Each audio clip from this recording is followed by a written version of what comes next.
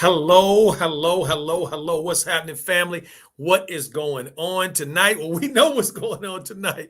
Our boy is back. Welcome to another edition of DJ's Raw and Cut Truth. Raw Truth, family. That's what we are. Here bringing you that raw truth you so deservedly need. Yes, you do. We all need the truth. What's happening, fam? Woo wee is I've been waiting. Who else? What other mellowholics is in the house that's been waiting like me? I've been waiting today for this. Everything I've been doing, I've been keeping an eye on just the fact that it's mellow time soon. Our boy is back. Yes, indeedy. What's up, Trent? How you doing? What's up, Dexterious Crockett? He said, let's go. DJ, I see you in the house. What's going on, President? There. What's happening? What's happening? Best Impact. I see you. I see you. I see you. Hello. Most Tears. Hello. What's happening? What's happening? What's happening?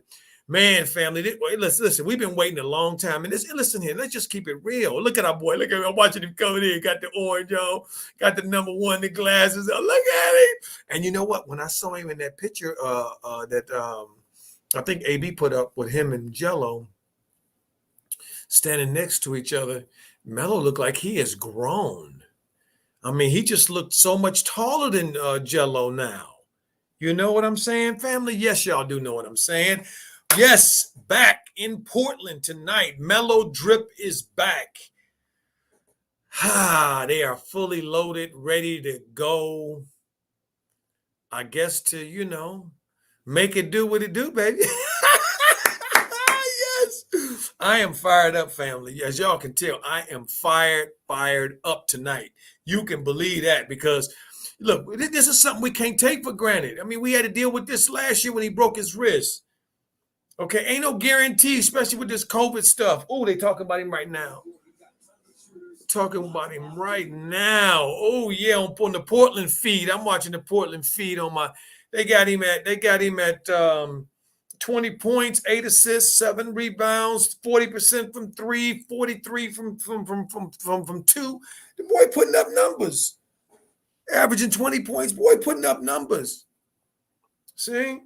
Gordon this year, averaging 47, 40 from 3, 18 points a game. So he didn't pick up the pace for them all. And then we talking about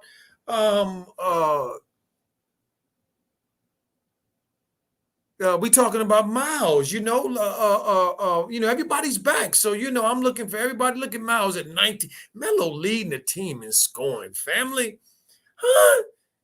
Miles at 47% field goal, 33% from the field, averaging about 20 a game, as well as Melo 19.8, 7 rebounds, 3 assists. You know what I'm saying? Coach Duarte, Aquarius 21. What's happening? How you doing, that young G? He said, Coach Joe, do you think he would be a bit rusty? I don't know. I'm just happy to have him back, Aquarius. You know what I mean? He might be a little bit. Who knows? I don't know. I don't even care. I don't care if they win, to be honest with you, tonight or not. I just want to see Melo play. Okay? I think the rest of it is going to take care of itself. If Melo's fine and, he's been raised to play through adversity and all kinds of stuff. So I expect him to, continue to be that dude. I saw a video just the other day. I just saw a video really quickly. What's up? Call me Faye. How you doing? Most Tears says, hopefully none of JB's silly nonsense tonight. Well, he gonna have some of it. Silly nonsense just comes with JB. I mean, let's just keep it real, family. Ain't no, it's not gonna come. It's coming. That's just how it is, right? We just got to deal with it, right? Right? We got to accept it that JB just gonna be little JB.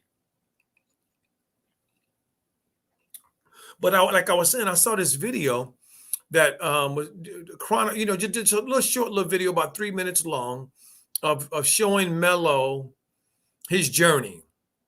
And some news channel or something was showing it somewhere in the country. I don't know where it was at.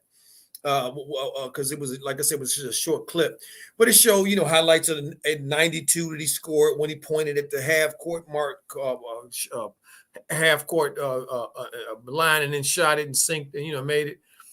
and it just was a reminder that he's always been special.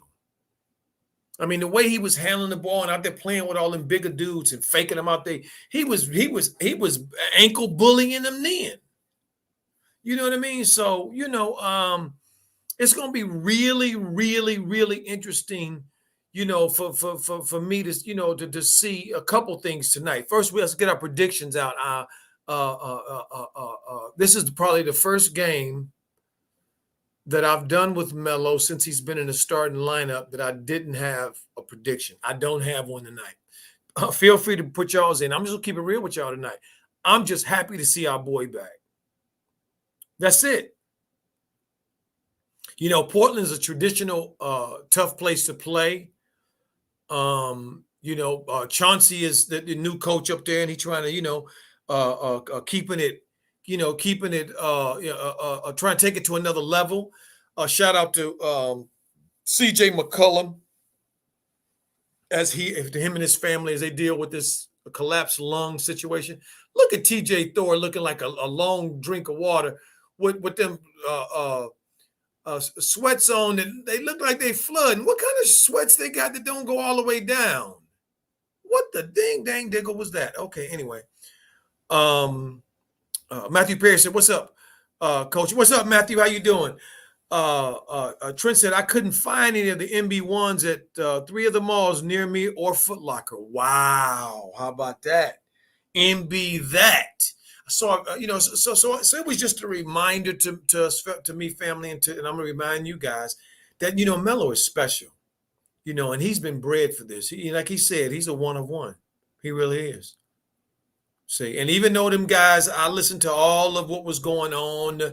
I listened to many of the press conferences afterwards, and the different ones from this place and that place. And very few of them were, especially that little JB. They ain't really giving him no. They don't talk about this dude like he the dude. They talk about him like he just wanted him. See, and I resent that. You know what I mean? In a way, I resent that.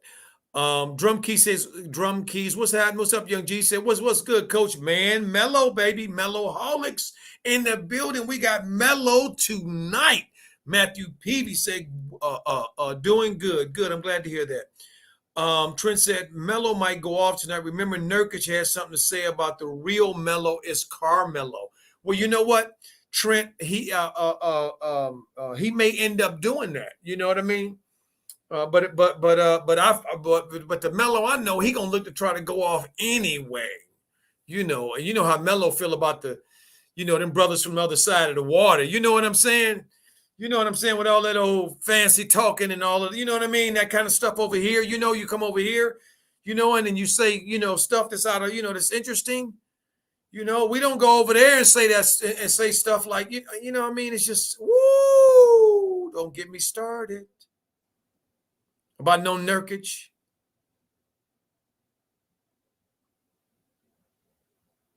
Aquarius 21 said, Coach, I really see Melo in 2 years in a Laker uniform. I do too. I see him in a Laker uniform. I don't know when, but I see him in a Laker uniform, family. I mean, I just don't think that this market, and particularly what they're doing over there, I just don't think it can hold him. He's just too big.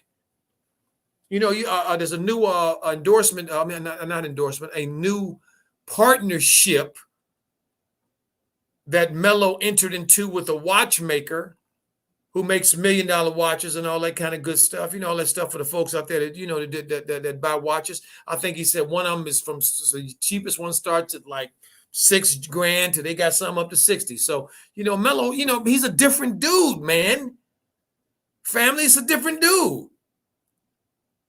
So, we just, I'm going to keep little JB out my head as much as I can, probably until he do one of them stupid things he does. You know what I mean? Then he pissed me off, and I'll get back on his case. But I'm going to try to keep little JB out my head, because you know what?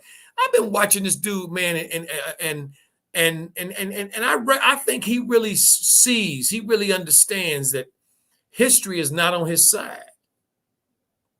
History's not on his side. Trent said, yes, sir, coach. He's a killer. Always a green light for Melo. Absolutely. But history ain't on his side. And why is it not on his side? Because all of these generational talents, they usually they don't stick with the first coach they get. That first one's just not able to, understand the vision, understand what it takes. You know what I mean? To take it to that next level.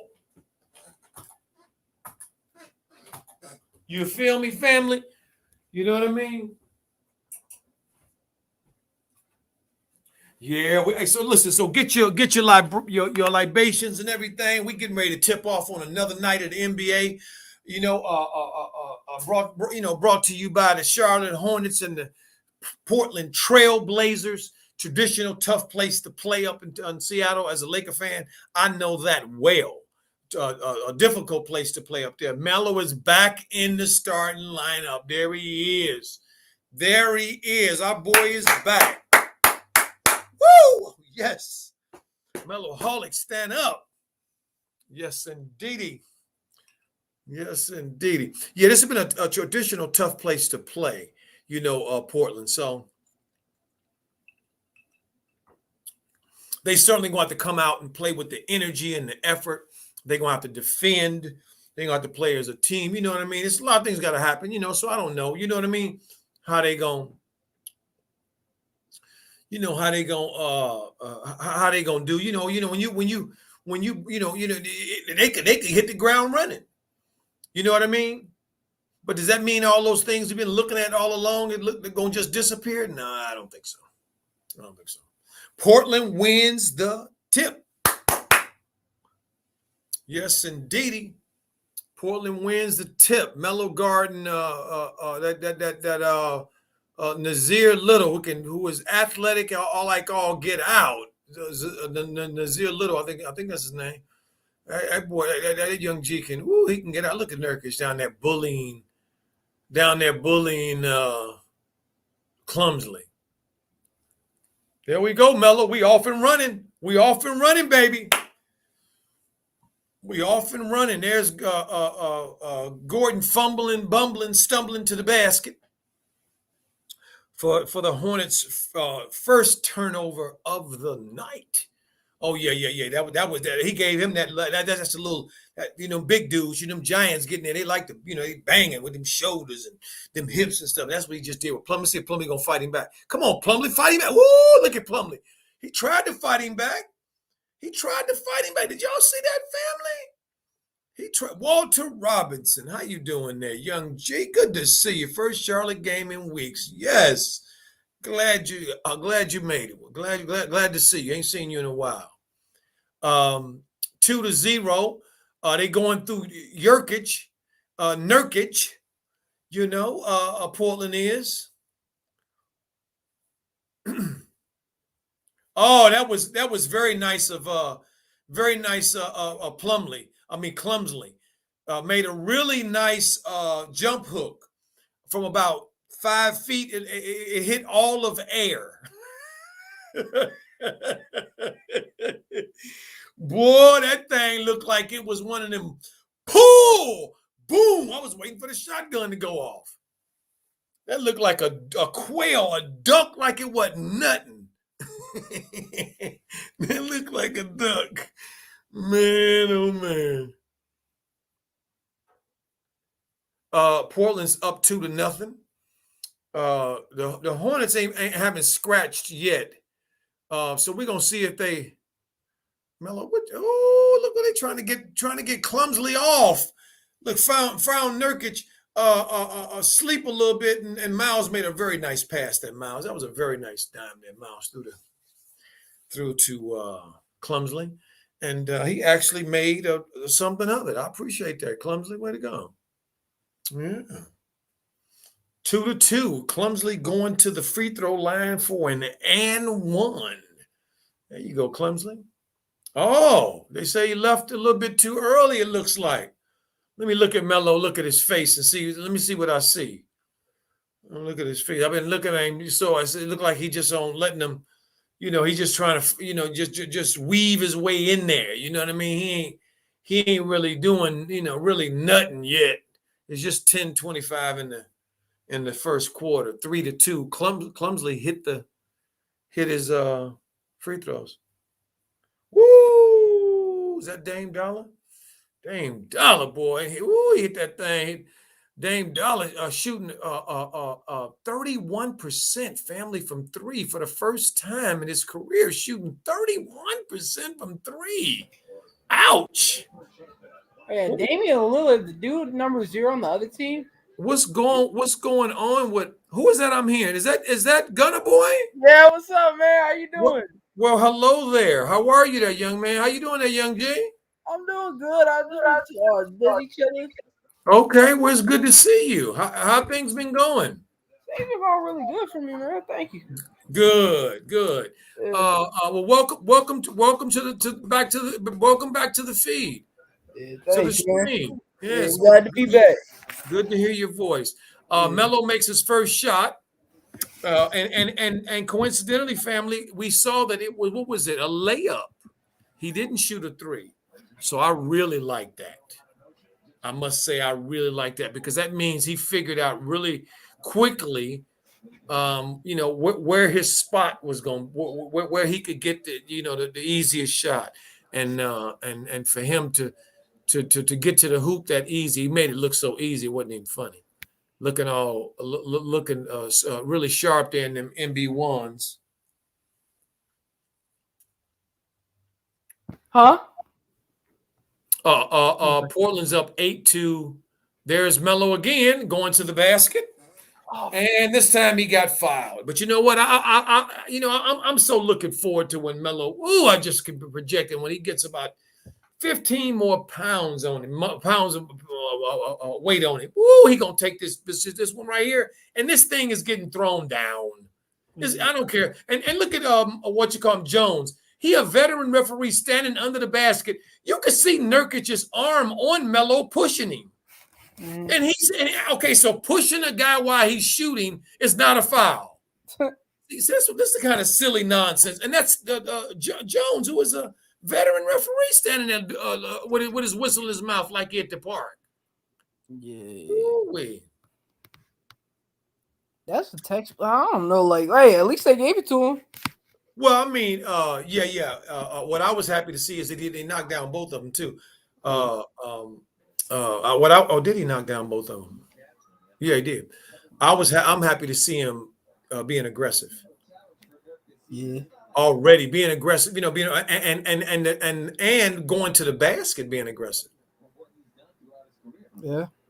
I think he picked up. I think he's got one foul today. He is back off to the race with the rebound. Shit. 8-7.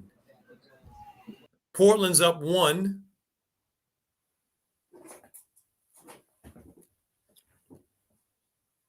With 8:45 in the first quarter. I think Gordon just took a little knock there to the head.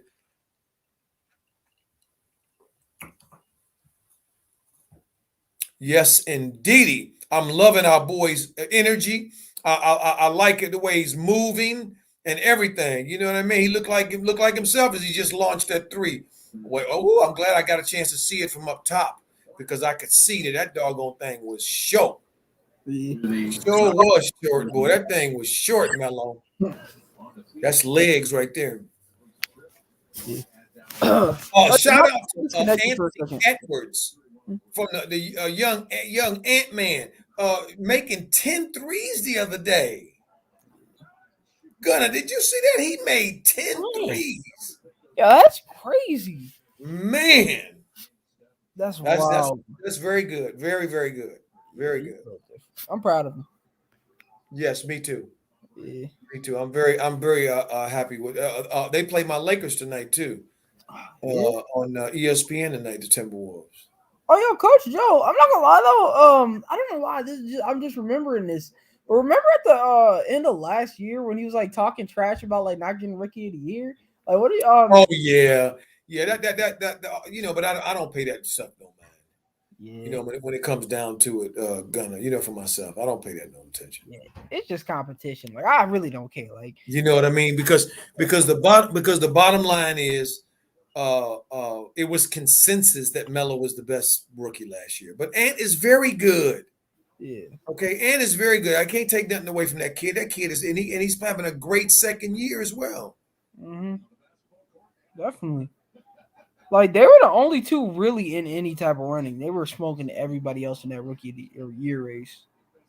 So I mean, Hmm. like that's like something like it's kind of like LeBron and Carmelo Anthony weren't they like in competition for rookie of the year like back when they were playing? Oh yeah, Yeah, back when they started. yeah, Yeah, so it's like hey, and everybody still loves Melo or right, Carmelo Anthony. Yeah, right, right. yeah. So he'll be good. He can find his own way and make his own path. Hey, listen. If you don't think you the best, my grandlady used to say it this way: it's a poor dog that won't wag his own tail. Yeah. Okay, Oh man. so so if you don't think you good, you the best, then who should we ask? Right. Oh, for real. Mark O'Nori says, "Hey, Coach and DJ, you think Coach yells at Melo because LeVar said that's how you coach him? He's a star but coachable." Um, Damian just turned that ball over. That was a double dribble. Portland's up 15-10. That's a good question, Marco.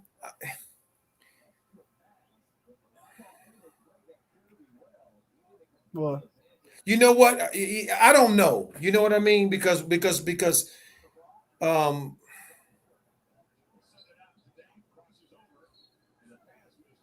I can't give him that much credit. You see what I'm saying? Because LeVar coaching him. I don't see. There's no comparison or anything. For me. When it comes to LeVar and how he understands the nature of his kids. I mean, as it relates to basketball, he know all their strengths and weaknesses. mm-hmm. He know everything about his boys' games because he is the architect. He helped create it. so no, I have to say from that point of view, not really. And I don't think Melo is coachable, to be honest with you, because Really? I don't even know what that means anymore. Mm-hmm. You know what I mean? Melo's a winner. And any player that is a winner, then if that ain't coachable, I don't know what he is. Oh, for real. You feel what I'm saying, family? Mm-hmm. He just said, let's get up to 30 likes, family. That'd be great, family. Can we get them 30 likes up? Let's get them 30 likes for coaching Gunner Boy tonight. On Melo's first game back. Mm-hmm. Okay, after this long, seemed like it took forever and a day. Yeah. Okay, for that Melo was out. I'm like, God, dog, what is going on here? How is Yeah. this? What is this? The blue blonic plague? I mean, come on, man. Yeah, man. So That now new the acting. wait is over, and he's back. Although, it just seems like every time, family, right now, I'm trying not to look at it like this. I really am. But it's just like Chinese water torture, just dripping on my head. Drip, drip, drip. And that's this idea that, last year, Melo was really cooking when he broke his wrist. Yeah. He was really starting to cook, Gunner, you know what I mean? Mm-hmm. And right before this COVID thing, he was cooking, Yeah. wasn't he? Mm-hmm. So, you know what I mean? I'm just like saying, you know what I mean? Yeah, this season, no, the COVID thing, like I get. I mean, the broken wrist, I don't know. I mean, I guess you could just lie and say it was broken, but I mean, I don't know. Maybe the way they were coaching was trying to hope that he would get injured in the future. So there could be something to it. I don't Well, know. absolutely, because he's out the game. Yeah, You know what I yeah, mean? With 6 minutes and something to go in the first quarter. He's out the game, and PJ's in the game, and Oubre's in the game, but Terry's still out there, and Gordon's still out there. So Yeah. that kind of tells us what who JB thinks is what combinations he need out there. That's very interesting to me. Yeah. Wow. See, this is the type of crap we have to, again, JB, dealing with JB stuff. This is JB.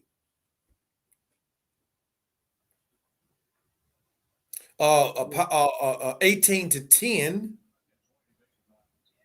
as the Hornets commit another turnover. Oh, man. Yeah. Dang, they still been doing that.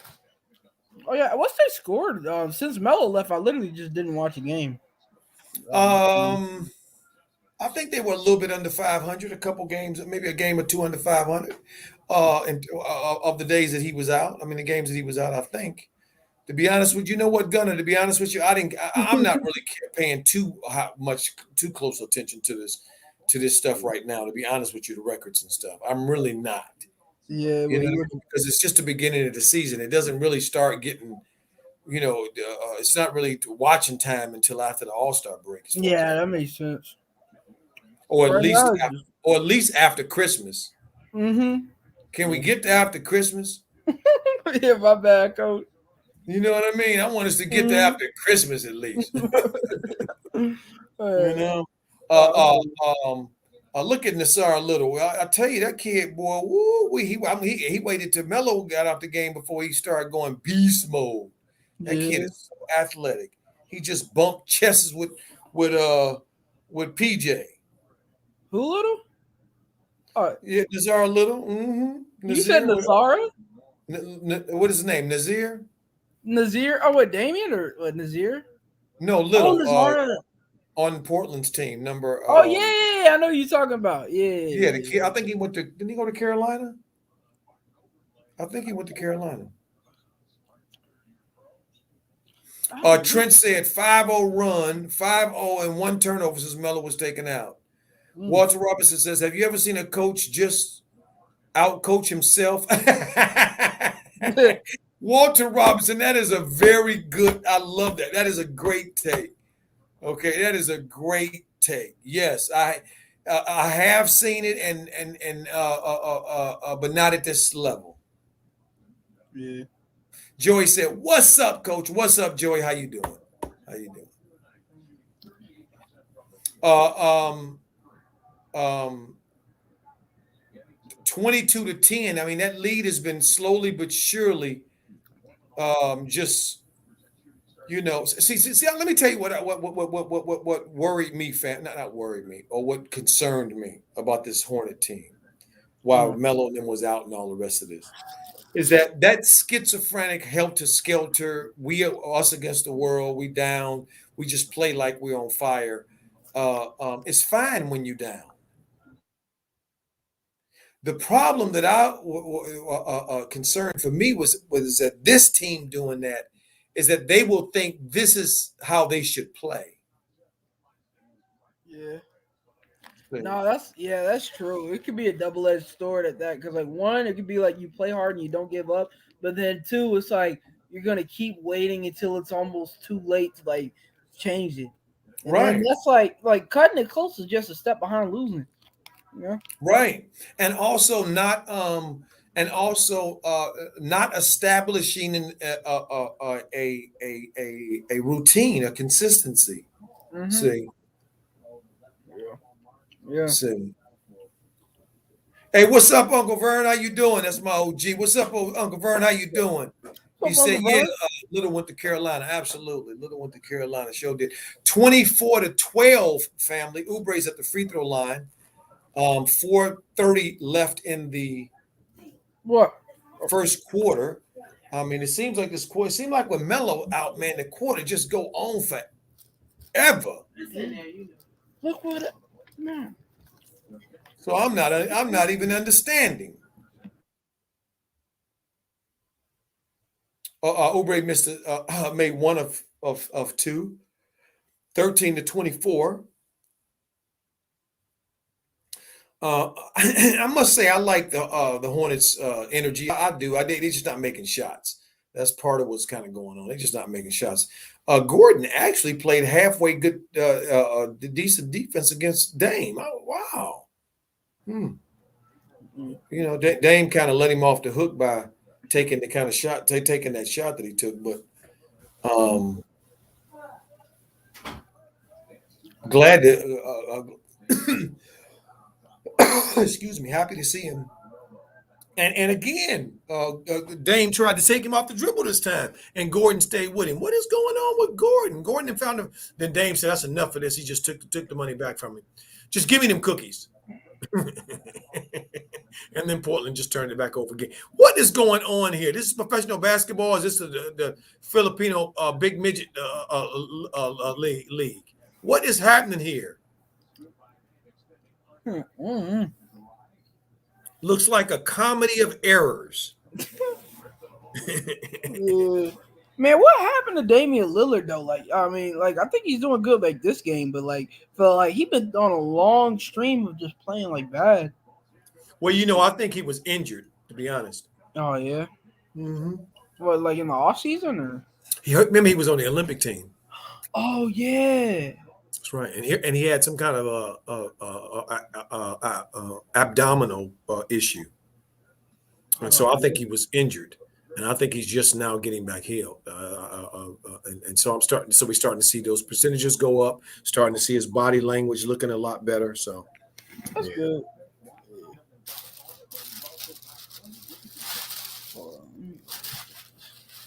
I mean, I knew that this was going to be an interesting situation for the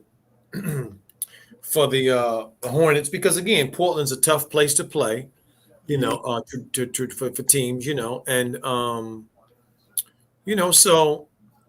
Why is it? Because like people just hate playing there. That's Well, why.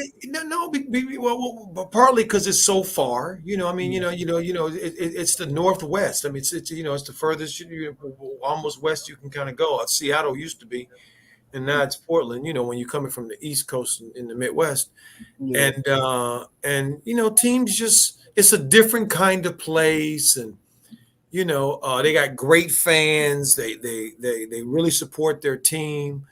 So and they just play well on their home court. So you got to come in there and really, I've watched out my Laker teams over the years, even when they've had great teams and championship teams, go into Portland and lose.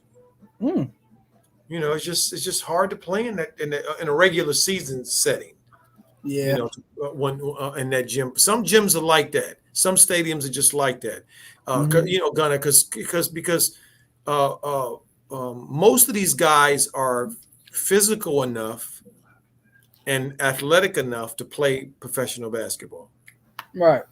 What separates them is being able to put it all together: the mental, the emotional, and the intellectual.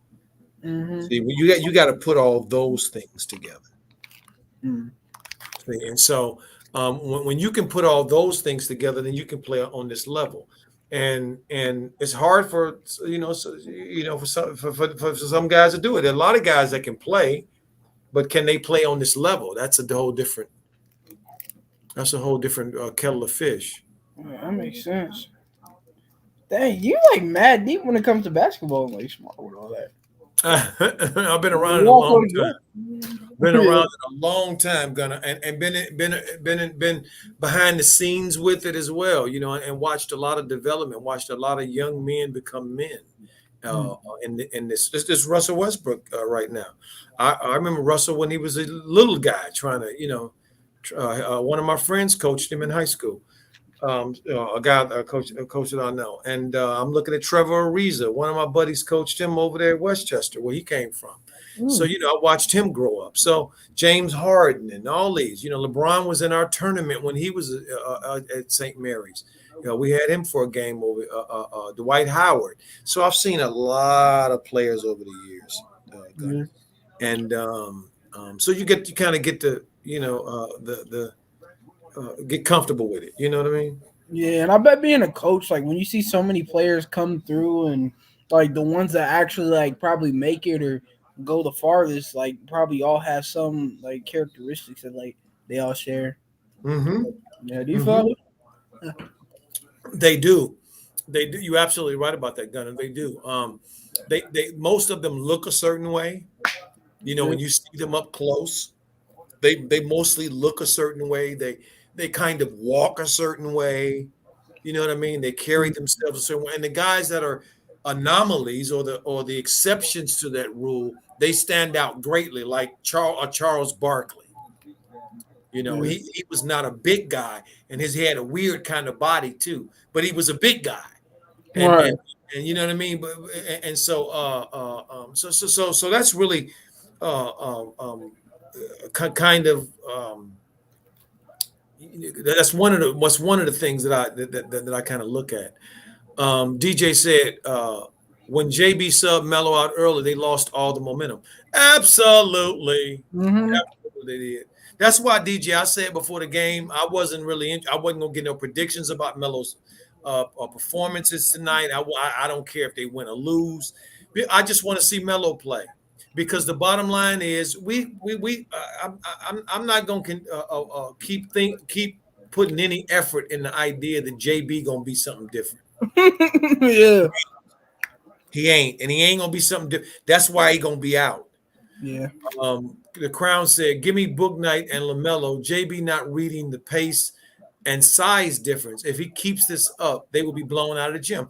Absolutely, the Crown, Young G, you're absolutely right. Mm-hmm. Absolutely right. Most Tears says Hayward is just sad. Look, Hayward gave us 41, gave the Hornets 41 the other day. That was a whole lot. Yeah. Okay, so he is a senior citizen over there. He can't be expected to give two back to back, type of performances now. Come on now, let's not go overboard. Mm. It ain't like he making a whole lot of money. Alright. It ain't like you just got paid $100 million. Nothing you can do. Sean Israel, how you doing? He said, "What's up, Coach? How you doing there, Young G? Good to see you. Good to see you. Good to see you." Mm. Yeah, Gunner. It's really interesting because I've seen I've seen I remember when I was coming up, when I first started seeing basketball and being around basketball players and stuff like that. It was really an interesting thing because they're so those brothers and sisters. I mean, the women as well. They just so different than us. And when I was growing up as a kid, one of my neighbors around the corner from me, who was in the same grade that I was in, he grew to be 7 feet, and so he was bigger than our kindergarten teacher when we were in kindergarten. And it Really? was so yeah. So I've always been around. We had athletes in our community, football players. There's Melo with woo, bang it down. Look at the young man. There you go, bring it back in the game. There you go, knock it down, Melo. There you go. He know his team need energy. But you see, he just tried to stop Damien's. He just tried to stop Damien's momentum, and he did. He threw off the. He didn't steal the ball, but he stopped his momentum. This coach don't understand how to coach. Man, he don't get it all what he's doing. Dang. So I just saw that. Yeah, He just Melo went started off. out. Mm-hmm. Oh man, and he's trying to and he's being a defensive pass. I like this. Melo's playing aggressive. Melo is playing aggressive. He better be aggressive. Yeah. What did Verns? What did Uncle Vern say? Charles Barkley can kill you with talent, and superstar kills you with dedication. Absolutely.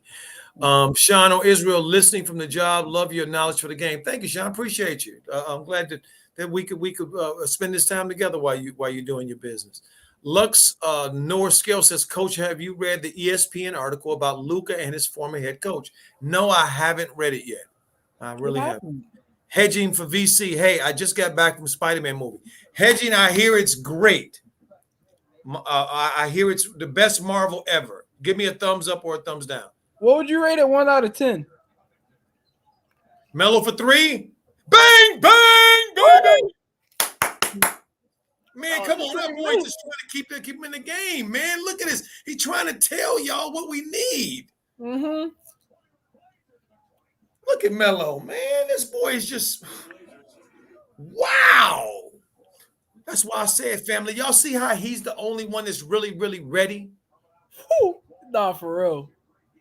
It's like he's like above his team. Like he surpassed them. Like you know what I'm saying. Like if he Yeah, really wants, if he really wants to take it to the next level, he gonna have to like move out the like go switch teams. If you ever want to facts, win the ring, honestly, that's what I feel. facts. And you know what, Gunner? Yeah. Family, notice Miles does not play well until he starts sweating. And look how dry he is. Hmm.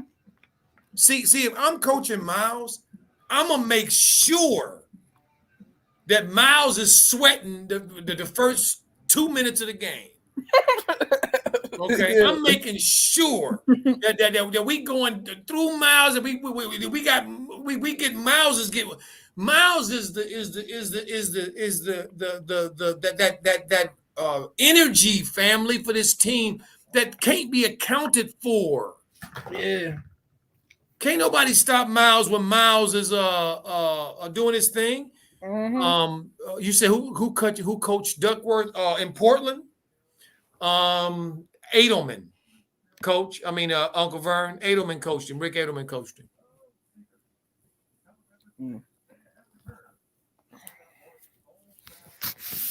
Mm. Shout out to Devon. TB said Pelicans beat the Bucks. Devontae been playing good. I wouldn't say been playing good. He been playing. He been doing his thing. But shout out to Devontae Graham for Mm. the 70-foot walk off the three to win the game the other day. That Yeah. was a heck of a shot. Them kind of things. Just you just you. It's about shooting them, and he shot it. And that's just about thing about NBA players and their confidence, or athletes and their confidence. They confidence can take you a long way. So Wait, he what? knocked it down and won a game for his team. Which they gonna? Oh, wait, he got a game winner. Game Yeah, winner. he hit a game winner the other day Oh, that's tough. on the last second he from like 70. Yeah. Dang, yo, that's crazy. Rick Carlisle, Luxor says Rick Carlisle was fired for the way he treated his players and for being the main factor behind Dennis Smith Jr. being traded. Luka and Dennis were close like Melo and Miles. Oh, okay. I didn't know that. Mm. Yeah. Hedging for VC said it longest three in history. Here we go. Let's see. I see Melo. See that. I don't want Melo. Oh, look at Melo. Give it back to him. That's right, Melo. Cook him up, Melo. Cook him. Cook him. He dancing. He danced. Woo, look at him dance. Oh, he got almost slipped and fell. Almost slipped on his, almost getting him in one. Can't be sliding with them MB1s, that boy. Come on, Jalen. Jalen McDaniels for the three. We needed that three. They needed that three. We're talking about we needed that three. Ain't no we. 41 to 27 in the second quarter as Anthony Simons just knocked down a three. Miles for the three on the other end, and the iron is unkind.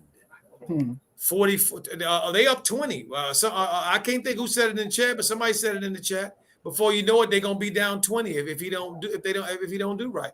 And yeah, he don't know. Melo for three. Melo for another three. Dang, Melo's going off today. He might just get 40 today. What do you think?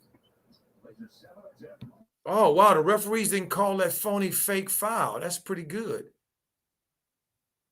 Jalen McDaniels, give the ball to Melo. Why are you dribbling the ball down the court like you know where you're going? There you go, Miles. That's when y'all this basket that Miles just got, family. This is when you know Miles. This is what I was if I was coaching Miles. This is what he would be doing the first two times he touched the ball. You better be going to the basket or you coming out. Mm-hmm. We all know he can shoot threes. It's not his job. No, he's fine with the threes, but he needs to get his lather up. Yeah. Oh, what a pass by Melo. Oh, my stars. To Oubre. Woo! That was that. I don't know how he didn't travel. Hornets need to stop. Melo, get out the paint because you're going to get an illegal 3 seconds.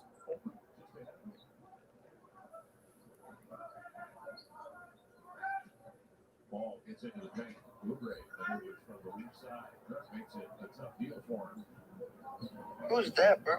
So they go into a timeout here. Portland 48-29. Woo wee, boy. They putting a whooping on this doggone team tonight, boy. Ain't they family? Yeah. They putting a whooping on them tonight. They ain't playing around with them. They going wherever they want to go, getting whatever they want to get, you know. Mm-hmm.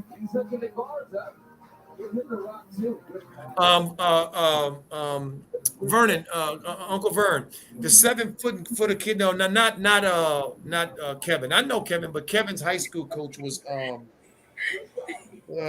see his face, Uncle Vern. I can't call his name. I want to say I can't call his name. Shucks. Yeah. But Elijah Shaw, how you doing there, Elijah? He says all Melo has to do is stay out of foul trouble. We don't care about none of that stuff no more. You know what I mean? All them talking points from JB and Melo has to do this, and the turnovers into that and this. Dude, just be quiet and little JB, and just get a ball to Melo and let him play, man. Yeah. Nobody came to see you, man. He thinks somebody didn't came to see him. Nobody came to see him. Yeah. Oh man. That's what I'm saying. Like, he just urged me out so bad. Like, I think like last year, I just vowed never to watch a Hornets game when Melo wasn't playing. I don't know why. It's just I'd have had enough of him. I was just like, I don't want to give JB no more like cloud. Oh man. Yeah, I gotta say though, Gunner, I am just very happy and overjoyed at the fact that Melo has come out recognizing that it's his team, and all of the trying to pretend like it was somebody else's team and trying not to say his name like he was Voldemort or some damn body. Yeah. You know what I mean? It's really crazy how they really did that. Mm-hmm. I'm glad to see that he came here to remind them. No, Yeah. you know. Wealth Engineering says, salute to you, Coach Joe. Salute to you, Wealth Engineering. Good to see you there, young G. How are things over there in the great north, up in the great north? How are things up that way? I hope everything is fine for you and your family, and everything is wonderful up that way for you, my brother. Most here says Mal needs to stay in his role. Oh, absolutely. The Crown says, sit Mr. Glass and Jalen on the bench, bring back Cody and Book Night, send JB to the locker room. Hey, here. I'm for that one. Hit the like button. Absolutely. Here's Melo for 3 again. Melo, bang, bang. Dang, I'm still at the commercial. Oh my stars. The young man is just letting his team know. Let's go. Yo, let's get it, Melo. He just letting his team know. Can you get the rebound and stop looking? He going off tonight. Clumsily. He's standing there just looking. Oh my God. Moving your feet, son. Oh my God. Yeah, Melo can't get stopped tonight. He probably going for 40. How much you think he's gonna get today? I don't even know, Gunner, to be honest with you. And I don't even care, man, because if they get blown out, it won't matter. Yeah, definitely. You see what I'm saying? Uh-huh. Nah, It'll it's like going to the prom with your sister. Yeah. No, it really is. If you get like, it's like going to the prom with your sister. You know what I mean? Right. Hey, George just said he's currently at the Motor City. How you doing, George? Tell us what you see, George. Absolutely. And at halftime, George, if you want to come on and tell us what you see, DJ can send you the link. Yeah. Wealth says, Coach Joe, is getting cold out here, but your energy in here is keeping us warm. Thank you so much. I appreciate that. I want to be here to help in any way I can. I know it's cold up there. Absolutely, it's cold up there. George says Oubre is not playing well at all. What's his body look like? You know what I mean? Is he running the floor with some purpose, or is he kind of just running the floor? You can kind of see what I do, family, to gauge what these guys are. Do they look like that little toy that's clapping, ding, ding, ding, ding, the little toy with the Duracell batteries? Do they look like that, or do they look like they going through the motions? See, Well, all these NBA dudes have a lot of energy. They all do. Okay, they big guys. They train to they in shape more better than they could ever be in their life. So physical ain't got nothing to do with it. It's all mental. mm-hmm. It's mental. This is silliness. What I'm looking at here is nothing but mental nonsense going on here tonight. And I'm gonna tell you, it makes me feel like they're doing it on purpose so that Melo's coming back looks stupid. I mean, it's underwhelming. Yeah. Because I see he's picking up his energy. He's picked up the energy, and nobody's come with him. Mm-hmm. Oubre ain't came with him. Miles ain't came with him. Ain't nobody didn't come with him. Even the twin ain't came with him. He ain't doing nothing. Yeah. Put one trip down the court. Okay, and that's it. Well, wait a minute. It's just consistent effort. Yeah. It's consistent effort down the court. Well, I'm not saying this. I'm not saying it at all. Going through the damn motions. Mm-hmm. Yeah.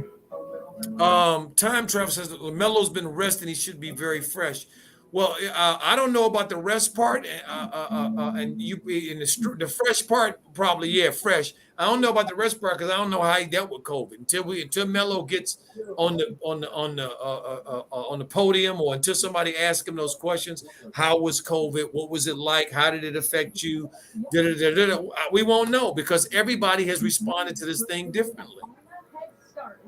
But a lot of NBA players have talked about having respiratory issues as Melo shoots a little floater and then goes back for the floater. He tried to get it.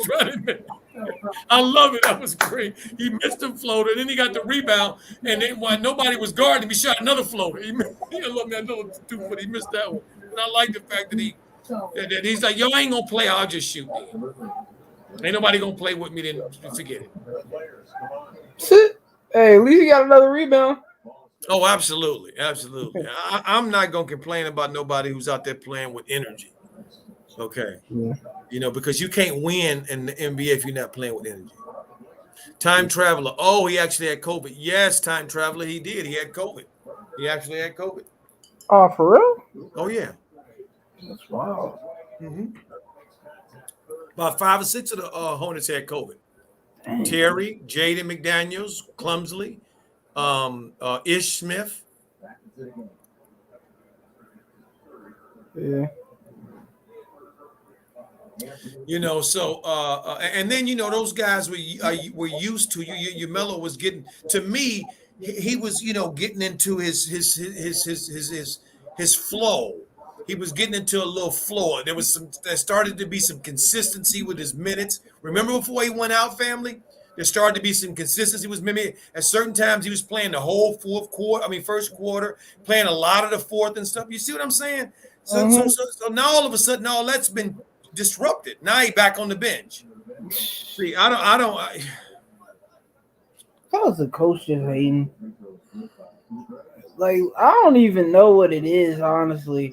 Because it's just very weird. Like, he just gets... Well, I mean, now half of the starters are out, but it's like, bro, like, he's always the first to go to the bench. He's always the first one out. He's always the last. He gets the least minutes out of all the starters. Like, he gets the least plays ran for him. He has to, like, force it and stuff, like, to get points regularly. Today, he's getting, he's getting a lot of it, like shots. Oh, yeah, absolutely. Another timeout, 38-56. This is just. Dang, I'm just so glad that I came in with the right attitude in the beginning, because I just had a feeling, that this was not going to look the way that the way it's supposed to. The Yeah. Crown said, DJ and Coach Joe, this is the game within the game. We can't have Melo and in the MVP conversation.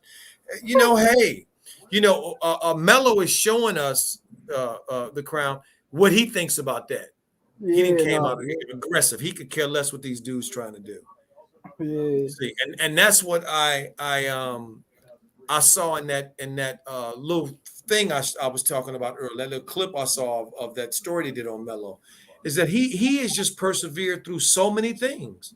This young man has been through so much, just regular stuff that kids just don't go through. And yeah, particularly basketball players don't go through. Most of them guys are pampered coming through in terms of how the rest of the world treats them, is what I'm yeah, saying. The community treats them. They treat them as others. Let's keep it real. yeah. Melo was over there playing in Lithuania, man, with dudes was disrespecting him to the hilt. Mhm. Yeah, You feel what I'm saying? So to think that he gonna allow JB and this Charlotte Hornets organization to change his narrative and change what he's about. I don't think he's gonna do it. yeah. I don't think he's gonna do it, and I'm so glad to see that it don't look like he's going to do it. As Gordon turns the ball over he slipped, looked like he slipped on a banana peel. As Portland hits another three, a wide open three, by the way. And the guy who played with the Lakers last year, the kid from Kansas, what's that kid's name? Yeah. What's the kid's name?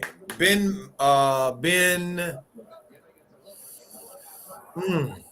Can't think of his name. Oh shucks, it'll come to me. But he can shoot, and especially if you leave him wide open. But look at Powell shooting another wide open three. Another wide open three. Mm. And so, and JB's answer is Cody Martin. Yeah, Rocco tonight, to your point, 5 points, 6 boards, couple of assists. There's Gordon fumbling and bumbling the ball again. And look at the possession. Look what the Hornets ended up getting for a shot, family. Almost another 3-foot air ball from Clumsley, and another 3 from Portland. Wow. Ben McLemore. Miles missing the layup. Appreciate everybody in the chat. Hit the like button. Close to 50 people in the chat. That's wonderful. Appreciate you showing up today on DJ's Raw and Cut Truth, Raw Truth with Coach Joe and the young Gunner Boy for Melo's coming back party. Wow. I mean, how many points tonight is Portland going to score in the first half? I mean, God dog, it's almost 5 minutes to go in the second quarter, and they got almost 70. Yeah. No, that's facts. That's what the hell is going on? Mm. Wow. It's literally like it's almost on purpose or something. Like, what is this? This is the worst blowout I've seen in a while. 28 points in the first half. Entirely blown out. Like, it's like they not even gonna try to get some points. Like, well, it ain't the points, Gunner. It's the defense. They're not guarding. They haven't played any defense at all as a team the entire game. No, that's what I'm saying. The defense, I'm sorry, man. I forgot to point that out. They haven't been playing like no type of defense at all.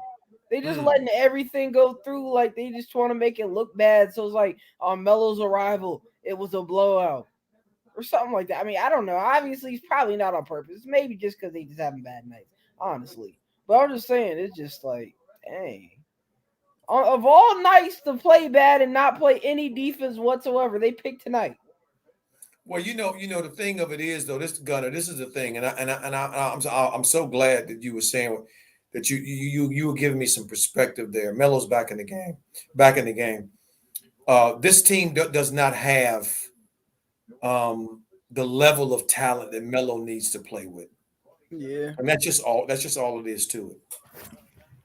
Okay, That's they're average players, which means inconsistent. Yeah. That's what that means. Mm-hmm. And they're inconsistent. They're around 500, which is good, but that's not what Melo should. What Melo's trying to get to. He ain't trying to get to 500. Yeah.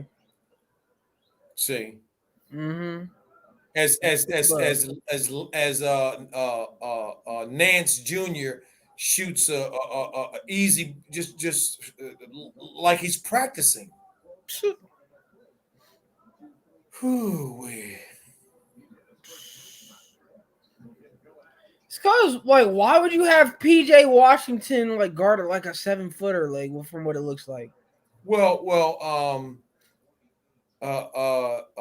I imagine that he thinks that he's going to get some defense out of this unit. And they're going to cause some turnovers or something. I imagine, but Portland is like saying, nah, because Chauncey ain't going for that. He's like, no, dude, we're not going to let you do that. We're just going to throw it down to whoever the big dude is in here, and we're going to go to work on the post. Oh, for real. If it's Nurkic, we're going to do it. If it's Nance Jr., we're going to do it. We're just going to do it. You know, I think it's honestly good coaching on their part. It looked like they coach just read through their biggest weakness and decided to exploit it. Like, one, the team's bad at defense and they have a weak center. Mm-hmm. Just exploit that. The Hornets are shooting a whopping 29%, and Portland's shooting 62%. And there it is. That's the difference in the score right there. Yeah, no, one team getting whatever they want, and the other team shooting bricks. Yeah. Except Melo, he's the only one that ain't shooting bricks. What's his shot percentage? It must be crazy. Well, I'm sure he's shooting high. I mean, he's shooting well because he went there through a stage there where he didn't miss anything. But but again, it's about how many you make. It's not just about the take. It's about how many you make because you got to make them. Mm-hmm. Nah, for real, you can take all the shots in the world if you miss all of them. That was a big waste of time. And you ain't gonna win no game if you don't take none. Yeah, no, that's right. Yeah.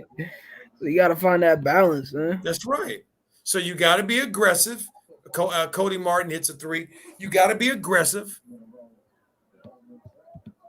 Yeah. Aquarian 21 says, Coach Joe, if the starter's not playing well, why not the coach put in the young guys? Well, I mean, I think what JB is doing is trying to. I think what he's doing is see McLemore. He already got going, so now you can't stop him. Now you want to foul him, okay? To get he just hope he misses because now he's going. He didn't look at the ball go in the basket. These are NBA players. These aren't park dudes. You can't let them dudes see the ball go in the basket and over and over. I mean, this dude probably McLemore's probably has his average for the season already in the first half, or double his average. He's Coach Joe. If the starter's not playing well, why not coach put in the young guy? First of all, he don't like young guys. Huh? JB, he was only playing those young guys because he had to. Yeah. And number two, he's got enough of the other guys to be honest. I mean, look at all of the players that the Hornets have. What is Melo doing? Is he like he strained something? What is he doing? He's over there fiddling with his calf. Or was he messing with his socks? Okay, he might have been messing with his socks. Okay. You got Nance on. Yeah, he's so out of his dribble. Look at he. It's the second time he didn't lost his dribble just by himself. It's the second time he's done that. Yeah. Just got to get his timing back. Been away for a minute. Mm-hmm. I'm waiting to see if somebody gonna take the challenge against McLemore. The great McLemore. I thought Steph Curry was the best shooter in the league. Silly me. Mm-hmm. All this time, it was Ben McLemore. It's nice little basket, Cody. But again, this is an NBA game. NBA games are long, so I'm not going. I'm not going to put the game away yet because it's a lot of game left to play. And these Hornets haven't played no defense really. Like right there. I mean, Terry, he didn't even attempt to box out or to get to Dame at all to do anything. He just stood there. See, woo! What did he call? What they call that nice pass, Melo? What did they call? Look at Covington looking like that girl on the Orange Is the New Black with the big eyes. See, this is what I'm talking about from Cody. I mean, I like that was a good push. That nice push, nice basket. I want to see defense. We already know you guys led the league, have led the league in scoring as a team. We know y'all can score. We know y'all can score. I know you can score, Terry. I know you can score, Miles. I know you can score, Gordon. I know you can score, Cody. I know you can score. Yeah. Can you guard? Can you guard another man? Can you take some pride on the other end where it really matters at? That's what I want to know. Yeah. Yeah, and they ain't doing that. I mean, Cody Martin does sometimes, but like other than that, like I don't know. Tonight they all were looking rough. It looked like they might be coming back a little. Well, I mean, they're gonna make a run. NBA teams make run, but in order to get something that's gonna be something or amount to something, they got to get about 3 or 4 stops in a row. And with Terry standing, not even getting offensive rebounds, just standing around watching everybody else play is just not a recipe to do that.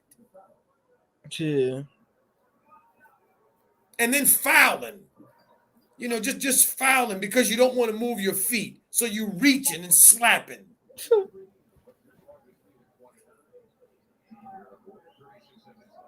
Damn. 78. They almost gonna have 80 points. Look, if I'm MJ, there is no way in the world, man. I'm going to go forward with a dude who has a team this unmotivated. There's no way.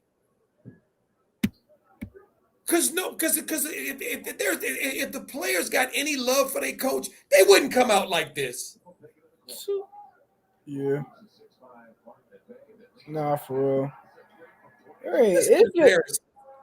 55-81. This is embarrassing. Yeah.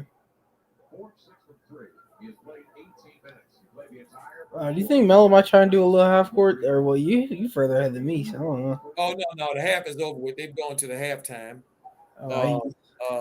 Yeah, They've gone to the halftime, and I mean, they missed that. family. Coaches can't play, and schemes don't win games.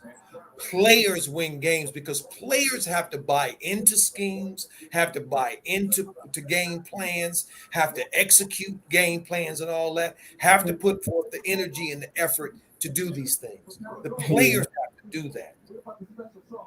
Okay. Mm-hmm. And one of the ways that we judge coaches is by coaches' abilities to be able to get players to do that on a consistent basis. Yep. See, so, and one of them is how hard they play. Okay, how hard do they play? And see the thing about this Hornet team is that I know that they'll come out in the second half, in the third quarter, and put a lot of energy in and start playing defense, and they'll cut this lead. It wouldn't surprise me at all. Yeah. But the problem is that you're in Portland, you playing against Dame Lillard, okay, who is a grown man pro, who is a bucket getter, So even if he's not playing well, he doesn't have to play great to keep a lead. Yeah. Powell doesn't have to play great. Nurkic doesn't have to play great. They have a cushion now. Yeah. See, and they're good enough to keep a 5 to 8 point cushion the rest of the way through the game. They're good enough to do that. And so if the Hornets end up coming back and losing by 3-4, let's say, then they'll go to the locker room with that fool's gold. They'll go there with that, you know what, we lost that game. We know what we did wrong. We just got to come out and play a little harder. You know what I mean? We kind of let it go here, there, all of those nonsense. Instead of we walked through the first half, got embarrassed because we didn't come mentally prepared to play a basketball game tonight for whatever reason. That's just basically what it is. Yeah. See? And that's a reflection on the coach. Mm-hmm. That's not a reflection to me just on the players. Right. That's a reflection on the coach. See, especially when you're talking about a young team, because young teams will show the coach when they believe in him through their effort. They may not get it done. They may miss and not come through. Oh, Isaiah Thomas coming in the game. The Lakers picked up Isaiah Thomas, by the way, too, family. That's how dysfunctional they are right now. My Lakers down here, they I can't even tell you. Picking up Russell was a mistake. Okay, and not getting Buddy Hyde, that was a mistake. Buddy Hyde is a much better fit over here than Russ is. Russ just doesn't shoot well enough. That's really what the problem is. He just doesn't shoot well enough. Let's look and see what's going on in the chat. The crowd said, Coach Joe, speak to the people. Michelle R., how are you doing there tonight, my sister? She says, Coach, 55 points by the Hornets is what they usually score in the first half. Yeah, but they usually don't give up 80. Yeah. See, it's that effort. And that's that's a reflection on the coach. Trent says, fire JB, without a doubt. The crowd says, yes, sir, preach. HL Kid, how are you doing tonight there, young G? It's good to see you. He said, what's up, family? And shout out to Coach Joe. Appreciate you. Everybody shout out to Gunner Boy is on the stream with us as well tonight. Thanks, man. We always great and happy to have the young brother along with us. I flipped over real quick, family, to the 40 to the Lakers and the Timberwolves game. And here we go with the Lakers with they schizophrenic behind. They down to the Timberwolves 40-34. But again, what are we talking about here? We're talking about again a young team in the Timberwolves who will let you back in the game, and no lead is safe with a young team, all that kind of stuff. Yeah. That's how that works. Mm-hmm. Michelle R says, I'm doing good, Coach. Wonderful. Call me Fayu says, Coach, I feel like there will be a trade before trade deadline. We might actually get Turner. Interesting. I think that there might be some movement, especially with the young dude with Nick Richards playing better, showing people that he can play. He can be a part of some kind of deal as well. And one thing about organizations, they love potential. That word potential. They love guys who they believe have high ceilings and the best is yet to come type of thing. So I do like that. Trent says Miles is trying to outscore Melo to pass him as the leading scorer. Gordon only has 3 points, so he's not motivated. Terry only 2, so he's not playing D. See that right there. See that right there. When you got the two most experienced NBA players on your roster and they come out and lay an egg like this, that tells me how they feel about the coach. Yeah. See, because he ain't saying nothing to them. He ain't saying nothing to them. ATL Kid said, shout out to Gunna Boy. Thanks, man. The Crown said Chauncey telling JB I played the game. Yes, he is. It looks like it. Aquarian 21, Coach, I see Isaiah Thomas with your Lakers. Yeah, they picked him up because they don't believe in Russ, man. They don't believe in Russ. You know, and they were hoping that Russ came in there, and when LeBron was having an off night or just not being as aggressive, not having to do everything, that there would be points where Russ would be taking over. Russ just doesn't shoot the ball well enough to do that now. Yeah. And on defense, he's really not very good. Yeah. He can be good, and he's had his moments, like when they played Boston. He guarded Jason Tatum a couple times there down the stretch. Played some great defense on him. But again, it's not about doing it every blue moon. It's about being consistent, being able to do it consistently. And he's not able to do that. And he doesn't shoot the ball well enough. All of the triple doubles and all of his ability that he has does not fit playing with LeBron at all. As Carl Anthony Town, Kentucky on Kentucky, I love when him and AD play against each other because they both from Kentucky. And AD's the older brother, and Carl Anthony Town always plays him hard. And I love it. I love it. I love it. I love it. Yeah. Aquarius 21 said Isaiah dropped 42 in the G League. Okay. My thing is about Isaiah, there ain't nothing he gonna surprise me with. Okay, you know what I mean? He's a scorer. He's always been a scorer. Yeah. If I hear that he scored 50 in the G League, I'd say yeah, probably. Okay, he's a scorer, and that I know the level of the competition there, is what it is. But when I look at the Lakers team, and I see 40-44 in the second quarter, and LeBron's only got 6 points, and they only down 3, that tells me that the team is taking some pride in it. That LeBron, that other guys are going to step up. Where on the defensive end? They obviously ain't scoring a lot of points. It's 41-44.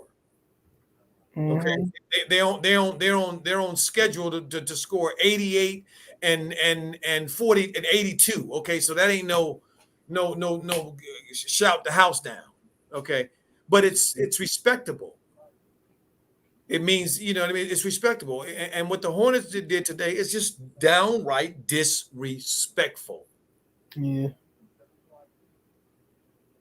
To come out and get waylaid that way.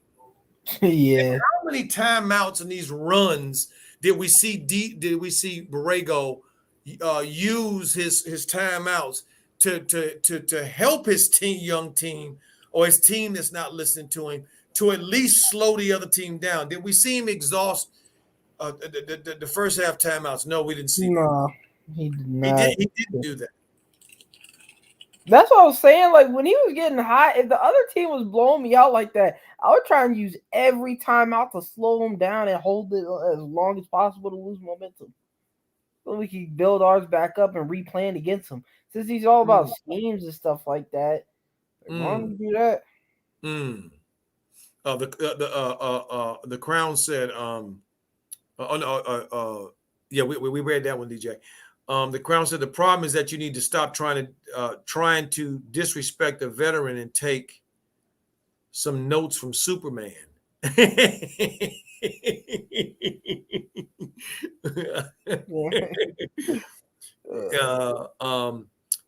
Michelle R says he did whenever they played San Antonio. Yeah, you ain't lying. Aquarius 21 says, Coach, will LeBron pass Kareem on the all-time scoring list? I think he will. The mere fact that most people who watch basketball don't know that Kareem is the all-time leading scorer in the NBA history is, to me, always fascinating. Oh, really? Not Jordan, not Kobe, not none of them dudes. Kareem Abdul-Jabbar. And number 2 is Karl Malone. Karl Malone above Jordan and all them? Yeah. But how did Jordan like average way more? Did Kareem and like Karl Malone just stay in for a long time? Well, Kareem played more than Jordan, absolutely, and Karl Malone just scored a boatload of points as well. You know, with that in the system with the system they had down there in the Jazz with John Stockton. So he just just a lot of talent, just a lot of talent and longevity. You got to be lucky, you got to be healthy, and longevity that as well. Yeah. And they had that, and LeBron has had that. LeBron has had longevity. Mm-hmm. Although it is a little tough for me to watch sometimes LeBron getting abused by some of these young dudes now. Yeah. Woo, it was they played Memphis and that what's his name? The one that can shoot threes, Kane. He was just killing LeBron. I was like, oh my, going around him like he was a cone and shooting threes in his face. I was like, oh my stars. I know LeBron's gonna be at some point. See, it's stuff like that. It ain't usually on the offensive end. It's usually when you just can't can't stop nobody. People just abuse you the way you used to abuse them. Yeah. Oh, for real. Michelle said, especially if he keeps playing, those fellas were getting the ball almost every play. They were high usage rate players without a doubt. I'm looking at the highlights here of the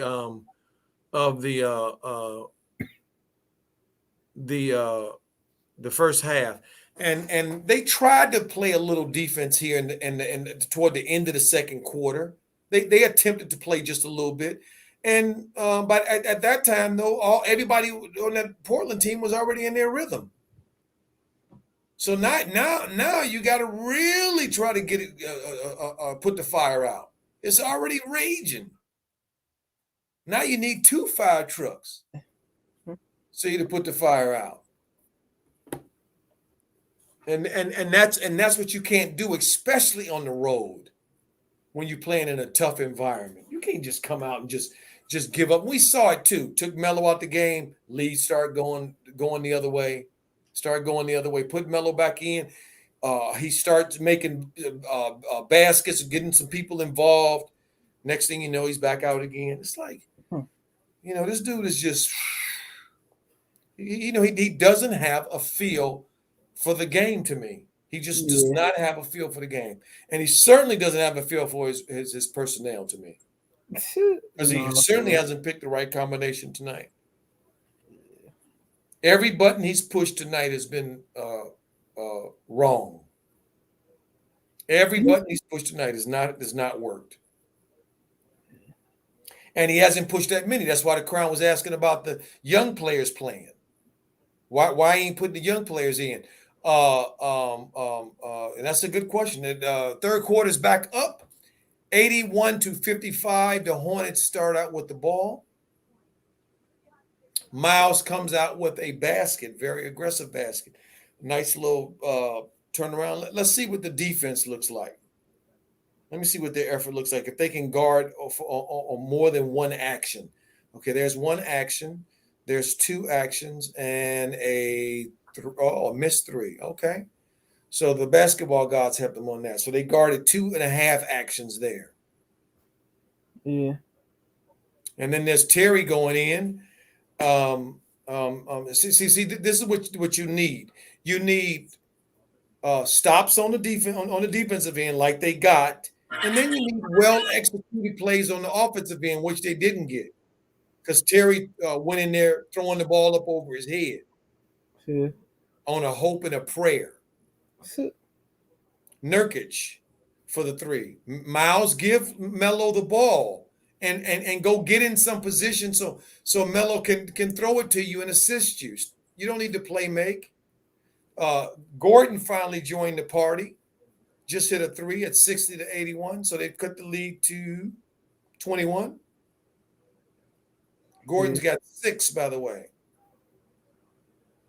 Melo was trying to get in the passing lane there to steal that, and he didn't get it. But the basketball gods was kind to him for the effort, I guess. And the dude missed the three, but they didn't get the They didn't get the defensive rebound, and as a result, they get punished for it because then Dame hits a three in Miles's face.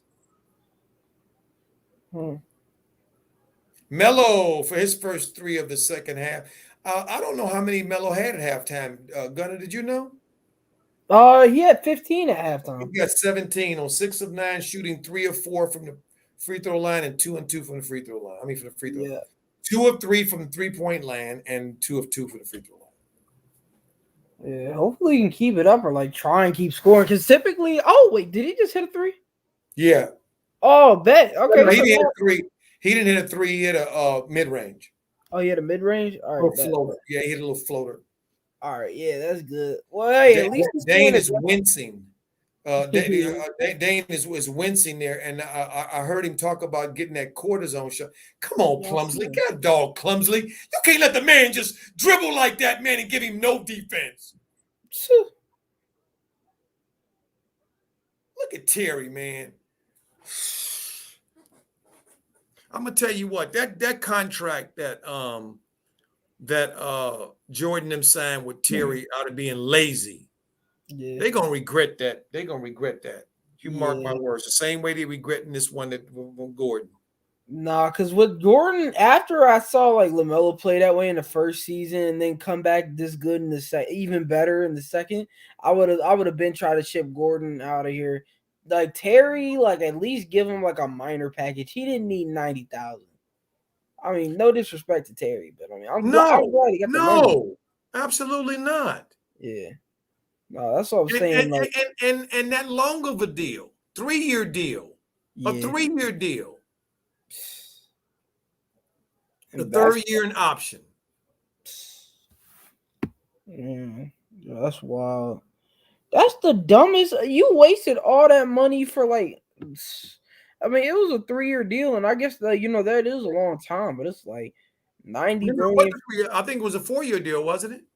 Or no, yeah, I'm pretty sure it was a 4-year deal. Yeah, that's what I was thinking. Because but it's like it's 90. Yeah, if you're gonna spend 90 million, at least be 4 years. But it's like 90 million for 4 years. That's like superstar money, and it's like Terry Rozier. I'm not saying he's a bad player, but that's like. For Terry Rozier, would you spend 90 million if you had it for Terry Rozier? I mean, like that's just me to ask. And Gordon Hayward. Absolutely. Gordon Hayward, I would be trying to find options to get rid of Carson Wentz. Or why the heck did I say that? I'm sorry. I'm tired today. So my bad. I just say I would just find ways to get rid of him. Like as soon as I saw Melo and the other people playing that way, because it's like he just seemed like mad selfish. Like he put up good points, but it was like he wasn't really like that. Like I don't know, he's not the right player at all. Like he'll never take you anywhere. And it was like I guess before you knew what player you were gonna get in the draft, like I get why you got him, but it's like now it's time to get rid of him. Like you can work without him. Yeah, I love all them points there. I feel exactly the way you do. Let's take a look here. The Crown says look like it may be Dame time. I don't think yet. He's just percolating a little bit. I think. Yeah. Michelle R says during an interview, Terry said he is excited about being with the Hornets for 4 years. Exactly. Mm-hmm. I bet he is. I bet he is at second bag. I bet he is. Or maybe that's his. I think that might be Terry's first bag. And I don't begrudge your brother for getting the bag. Not at all. So don't get the wrong impression. Trent said Gordon has like 4 turnovers now. George said they should get rid of Hayward. George, what they doing? What you seeing, George? You in the stadium. What you seeing? JB has lost his game. Sick Gordon, Terry, Blumley. True. I'm going to ride Cody, Miles, Melo, Book Knight, and Richards. I like that.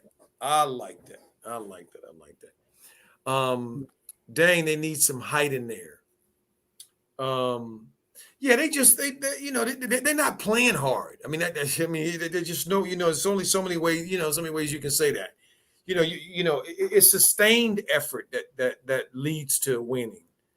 It's doing it over and over and over and over again. It's not, I did it. No, you didn't do it. You're doing it.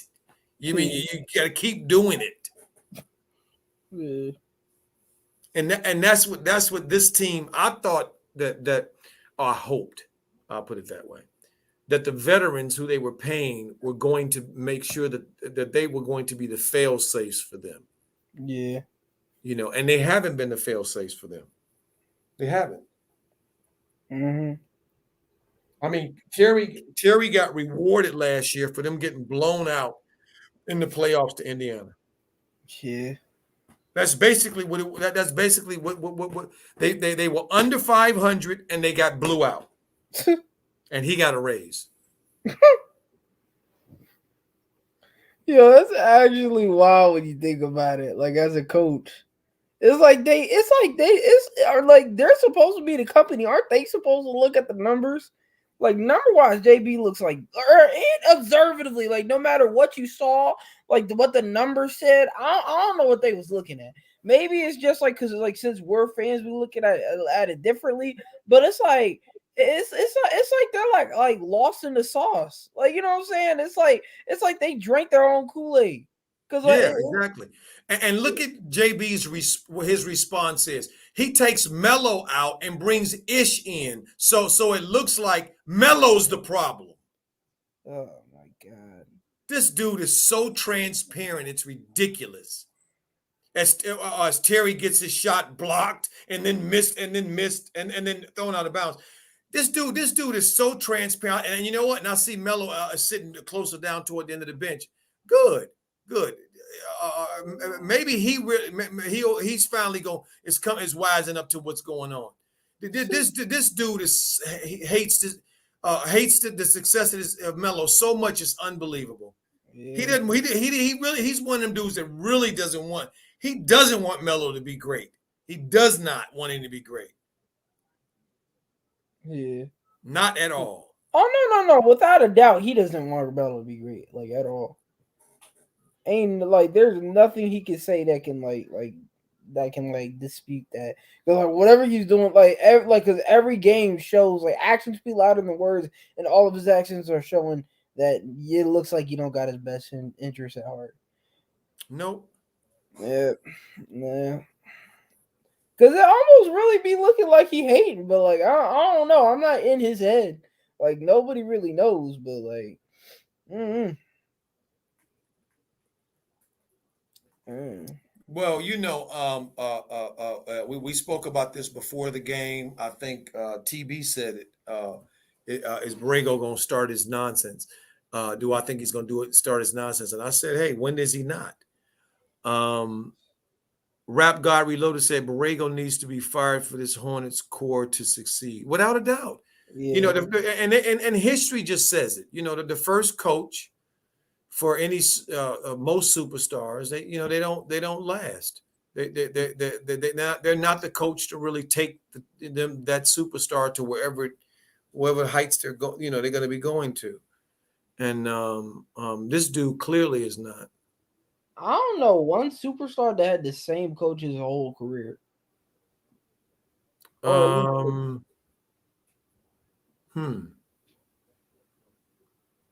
guess maybe Tim Duncan. Yeah, Duncan. Yeah, Tim Duncan. Yeah, him and David Robinson, they had and Tony Parker and Ginobili and them. But Duncan, he had Pop for his whole career. Oh, dang. Okay. Dang. Well, that's good.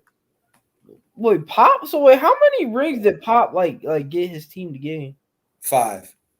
Oh, 5 in total. Okay. Mm-hmm. Well, oh yeah, and then the one with Kawhi, Kawhi was the 5th one, right? Yep, I think he's won 5 or 6, 1 or 2. No, I think San Antonio's won.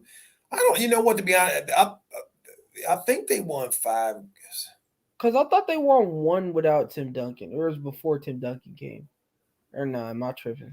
No, they didn't win one before Timmy. Oh no, they didn't. Mm-mm. Oh yeah, it was with Tim and David Robinson, right? Yep. Yeah, that makes more sense. Yep. That first one was Tim, and that was before Tony Parker, and that was with the little guard. Oh man, what was his name? He ended up being a coach. He's a coach now. Look at Ish Smith. So that's what JB would rather see.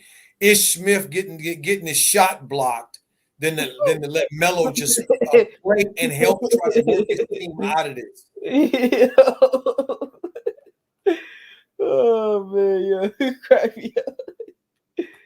No, for real. JB don't even make sense half the time. Like this is not like literally the issue right now is size and defensive effort. That is literally the entire issue. Yep. Putting Ish Smith in is not going to help anything.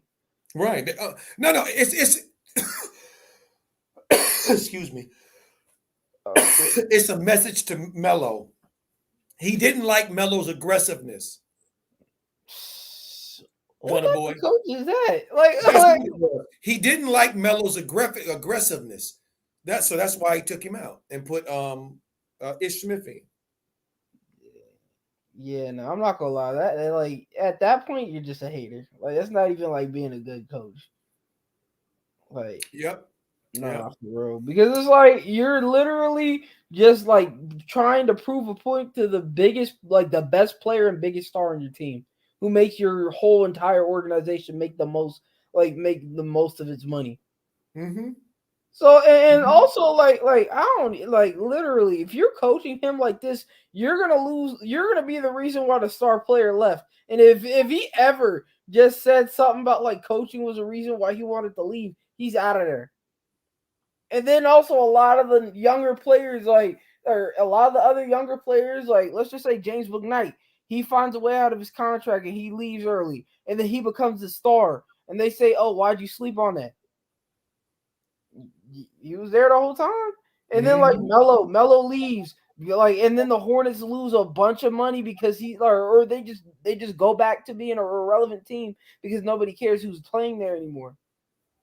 Because before LaMelo joined, them and the Timberwolves are the two least watched teams in the NBA. Without a doubt. Like literally, it wasn't even close. Like they were just like floating at the bottom. Nobody cared to watch them. So it's like and it's crazy that they had that type of ego to even say that when they're literally like the lowest of the low team at that time. They only won 20 games the year before. And then JB was coaching below 500 for years straight.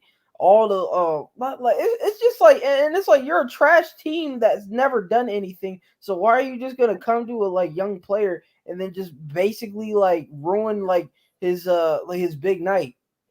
Like when you imagine you work your whole life to get to something, you didn't even you didn't get to go even play in college.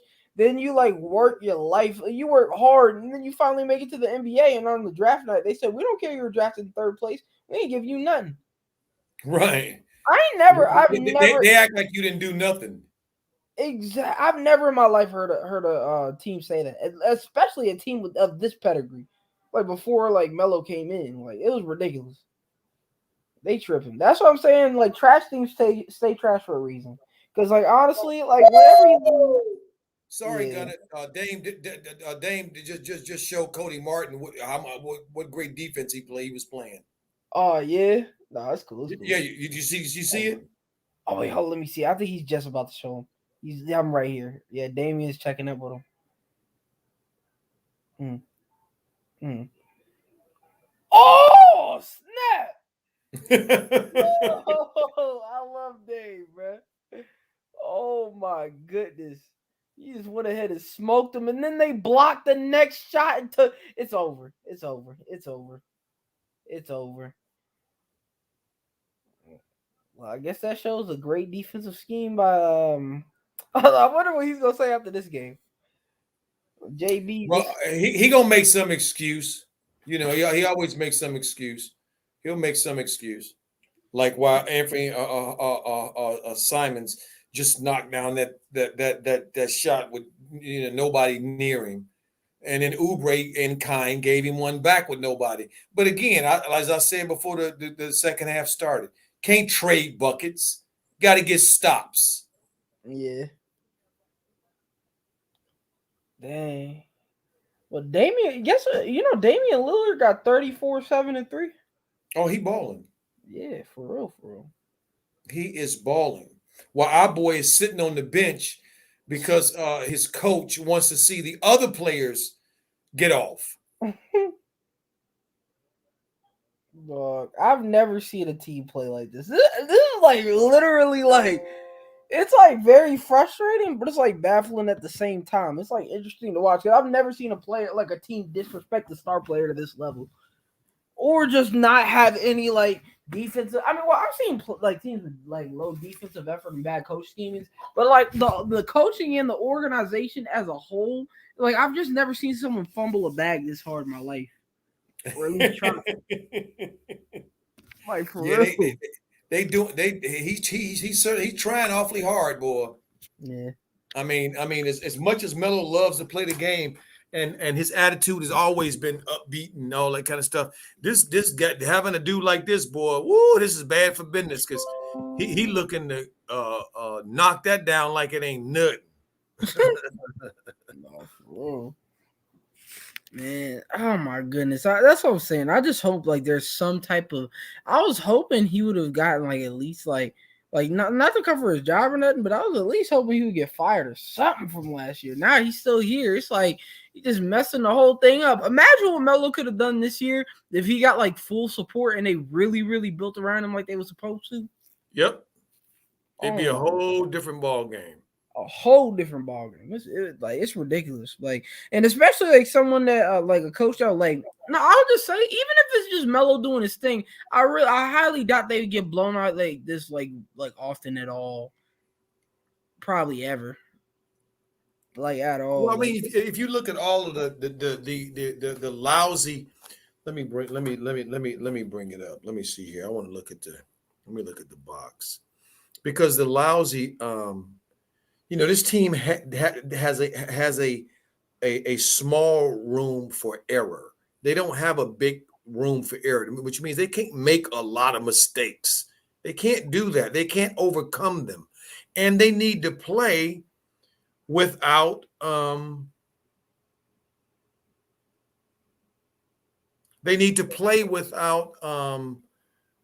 making mistakes. And as I'm looking at the box right here, Gordon's made 2 shots. Miles made 6 shots so far. And Melo has made 6 shots. Miles taking 12 shots to make 6 shots. Melo's taking 11 shots to make 6 shots. Terry Rozier's made 1 shot out of 10. Terry Rozier's has been playing awful for a minute. Plumlee is 4 for 7, and Gordon is 2 for 8, made 2 shots. Then McDaniels has made 2 shots. PJ's made 2 shots. Cody Martin's made 4 shots, 4 of 4, and Oubre's 3 for 8. And then we go over and look at Portland. Dame Dollar has made 11 shots. Nurkic is next to him has made 5, and then 3 for for Powell, and 3 for Nance so far. Then you look at the bench. Simon's got 3, but Michael Moore's got 7 made baskets, 6 of them being 3-pointers. That right there is a classic example of underestimating, not playing hard, and not guarding an NBA dude, and then that NBA dude who normally doesn't get off, not averaging a lot of points, ends up torturing your ass, torching you in their own building. And that's what McLemore did tonight. Now here's Melo is so far, he's got 17 points on 6 of 11 shooting, 3 of 4 from 3, 3 rebounds and 4 assists, and this clown's got him on the bench, mad at his shot selection. Wow. Yeah. And literally, he took like a lot less shots after the first quarter, or after the halftime. He hasn't been taking that many shots. Wow. Yeah. Well, look, he's over 50%, and he's shooting about almost 3 for 4, about around 90-something, 88% from the 3-point line. Yeah. And this team is having problems scoring points right now. No, honestly, at this point, I would have this is just hating. This is just hating. Like, I would have like kept a memory of every single one of these games. Like, imagine it's like we were just actually like legitimately keeping like serious track of like all like the information and stuff. Like, JB would have literally probably have been fired because of like at this point.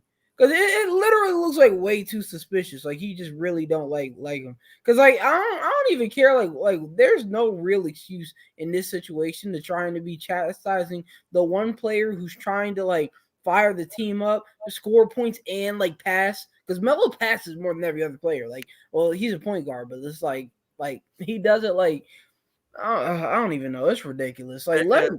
Gunner. Hmm? What you know what you know what you're really saying is this what the numbers say. Melo is leading his team in points, rebounds, and assists. Why is the best player sitting on the bench? Yeah, that's facts. Can't disagree with you there. See, that's the point. Why is the best player on your team sitting on the bench?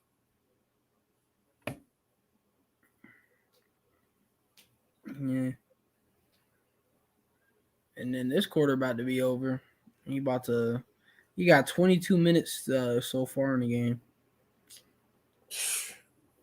Ridiculous. But he's sitting over there with a towel on his legs. Yeah. Because he knows coach gonna have him out for the rest of the quarter. I would too. I like what the Crown said here. He said they need a coach that understands the NBA game. Records don't matter any given Sunday. Facts. But it's context. Records matter in context. They're not the be all end all. What the be all end all is very simply is wins and losses. Oh, you see Melo fiddling with his wrist a lot? Yeah, he's been doing that since the beginning of the season. I think it's just something that he does because he's used to it. Oh yeah. No, I could be because it's like I don't know, like he's still playing like really good. Like his shots like almost 40%, which is insane. From the three, my bad. Oh yeah, he's shooting 39%, almost 40% from 3-point this year, and he's shooting about 43% from the field. Yeah. Balling. And he's shooting about 90% from the free throw line. Yeah. That's what I'm saying. He different. So like I don't know. Hey, at least it works. My bad. Sorry, I'm stuttering right now. I'm tired of shit. Oh, don't worry. Not a big deal at all. Thanks, man. You got to be kidding me. They gave Portland 3 shots at the basket, 3 chances at the basket. Play all that defense and then just stand and watch when the ball goes off the rim. Woo.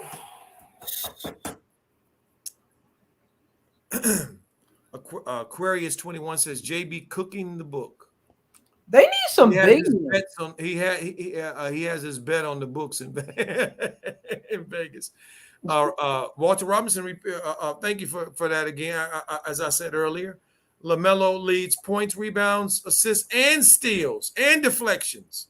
Damn, he can't be. Boy, doing everything for this. Wait, his average now does everybody in every single category? Yes. He's leading in all those categories right now. His team and his coach has got him on the bench because he's, I guess, teaching him a lesson, or I don't know what he's doing. Maybe he's. I'm just hoping that at the end of the game, he will get some questions from one of those. Maybe Rod Boone. Maybe one of those reporters will ask him, "Why is Melo on a minutes restriction? What are you doing?" Mm-hmm. And why are you doing it? Yeah. The Crown says you got to understand the pace and when you're being outsized and played. Absolutely. That means being making adjustments on the fly, understanding how the game is played. You're absolutely right, the Crown. He has no feel for that at all. Most of his stuff comes from analytics. Analytics, okay? That's his mindset. Okay, he doesn't understand that this is about flow. This is about feel. He ain't got no feel. He ain't got no flow either. Yeah, no. Man, this is actually just disappointing to watch. Dang. Call Me Fayu says He almost won the game in Milwaukee. He don't deserve this. Shaking my head. Absolutely. Yeah.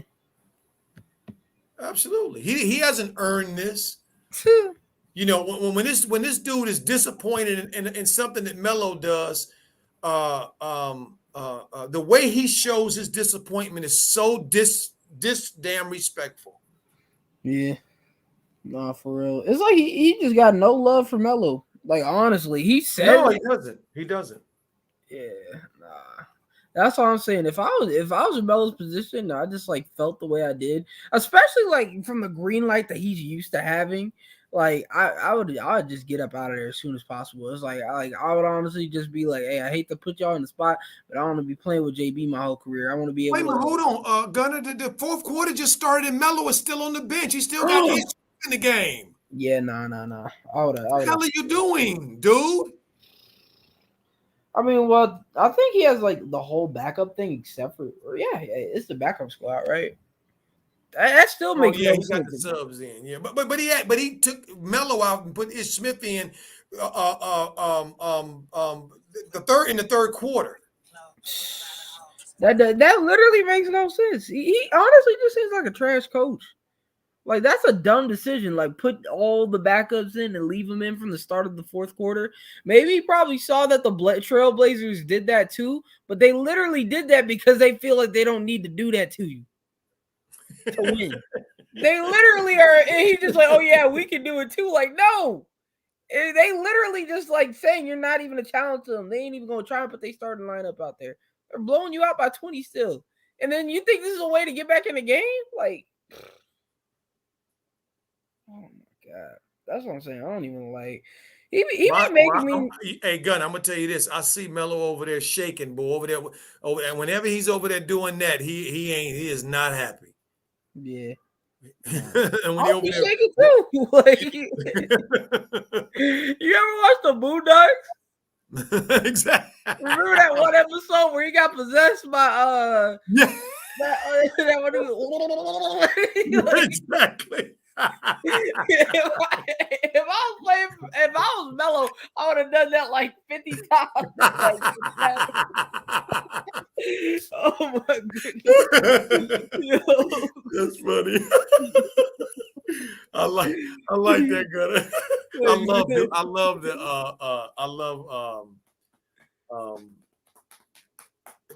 come on. What What you just said? God dog it. Nick Meter? No. The name of the show. The Boondocks. Boondocks, yes. I love it. them brothers, they so funny. Michelle said Coach Borrego is not trying to win this game for LaMelo's first game back. Oh, hell no. He's trying to punish Melo. Yeah. The Crown says dysfunctional coaching. I knew that was coming. Ish is not the answer. Ish is not the answer. Ish isn't the answer. Why not? He's got to be. He's wearing number 10. He's got to be the answer. Oh my God. Yo, this is actually blowing me. I mean, like, I was at least excited to watch him get some type of playing time. It's just got 2 points, so that's an excuse for Davey to leave him in. I hope they start switching out after this because this is no excuse. Like, imagine if he sits in the rest of the game. Like, I was about to make a joke actually when he went to the bench saying like, "Oh, now he ain't gonna come back for the rest of the game," but it actually looked like he's about to do that. It better not be at the 6-minute mark either because Ish Smith been in there for a minute. Yeah, most of the third quarter. And I know JB loves to worry about players' rest when it comes to Melo, so I don't know why he's showing his backup the same love. Or why he's not? Well, yeah. This is bruh.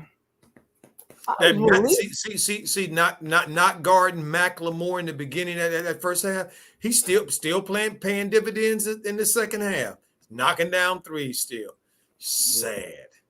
Sad, and that dude don't understand that. Yeah, or at least he don't understand how to communicate it with to his team. Mm-hmm. Yeah, man, this is a shame. Ah, dang. I mean, it looks like it's winnable now. It went from 20 to like 10. So the difference shrunk. I think JB wants to prove to himself. Did you see PJ just brick 2 back-to-back threes? Mm-hmm. Oh my goodness. Sure did. Oh my goodness. I think JB is just trying to have a long-winded, like, prove to himself that we can come back without Lamelo. Like, and didn't they just get blown out like the last game, or they got blown out one of them games, I think, right? Because I looked at the stat sheet, it looked like they did. Let me just check the Hornets. I'm just saying, like, yeah. Look, all NBA teams make runs. Okay, just this is not anything that's. Yeah. I said this in the first half, if y'all remember, before halftime. I said the Hornets will probably cut it to under 10. Okay, Yeah. but that effort to do that when and the Hornets playing with somebody like Dame and them dudes, they gonna always push it back.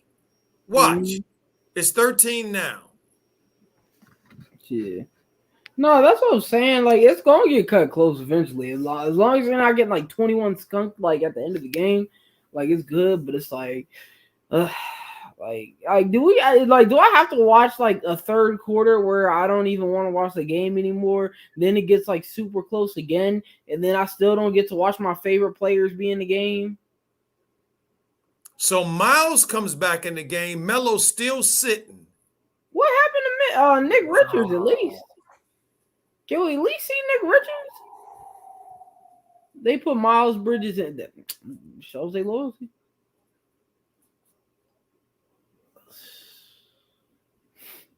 Man, that's wild. That's disrespectful.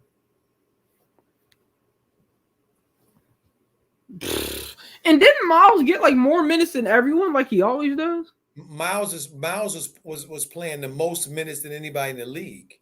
Yeah, are you serious? Yeah. Yo, Miles was leading the league in minutes. He probably still is. Oh my god. Yo, that's ridiculous. Yep. Yo, he's averaging 36.6 minutes a game. Yep. Oh my god. Oh, PJ's coming back in the game. Melo's still sitting there. I told you he was punishing him. This is the only thing that could have made me mad tonight, and it did.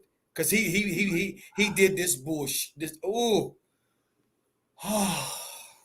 And how come Melo has more points, rebounds, and assists and plus minuses, but still continues to like get less treatment? And he's more famous. He brings more of attention to your team. Like why? Like, what purpose do you have of like treating him like this? Like, it doesn't even make sense. It's like he's like getting punished for greatness. Right. Man, this is blowing me. That's all. I just wish he could just get off the Hornets or JB could leave. Like one or the other. But honestly, it's probably the. No, we just looked at the chat there. Michelle said, R said, this game is winnable. Nah, not in my view, it's not. Not with that dude sitting over there on that bench. Walter Robinson says, the announcer said, is there something wrong with Lamelo? Exactly. It's something wrong with Lamelo. Yeah, he got a coach over there that's a control freak. Yeah. That's what's going on. He got a coach over there that's a control freak. Mm-hmm. For real. That's what I'm saying. It's like, dang. I just really wish like they could just like get a different coach. But it's like it's also part of the organization's fault for letting them have this much control over the team. Without a doubt. First of all, for signing him to a new contract. Yeah. Okay. For signing him to a new contract. Because not understanding his deficiencies and how his deficiencies his will affect Melo. Clearly no thought was put into that at all. Yeah. Man, that's wild. Because, like, you know what's crazy? Like, actually, believe it or not, Anthony Edwards had a similar issue with minutes when his coach wasn't giving him any for like a chunk of the way through the season, and they got rid of him. That coach got fired halfway. Like, they forced him to play the minutes and got rid of that dude.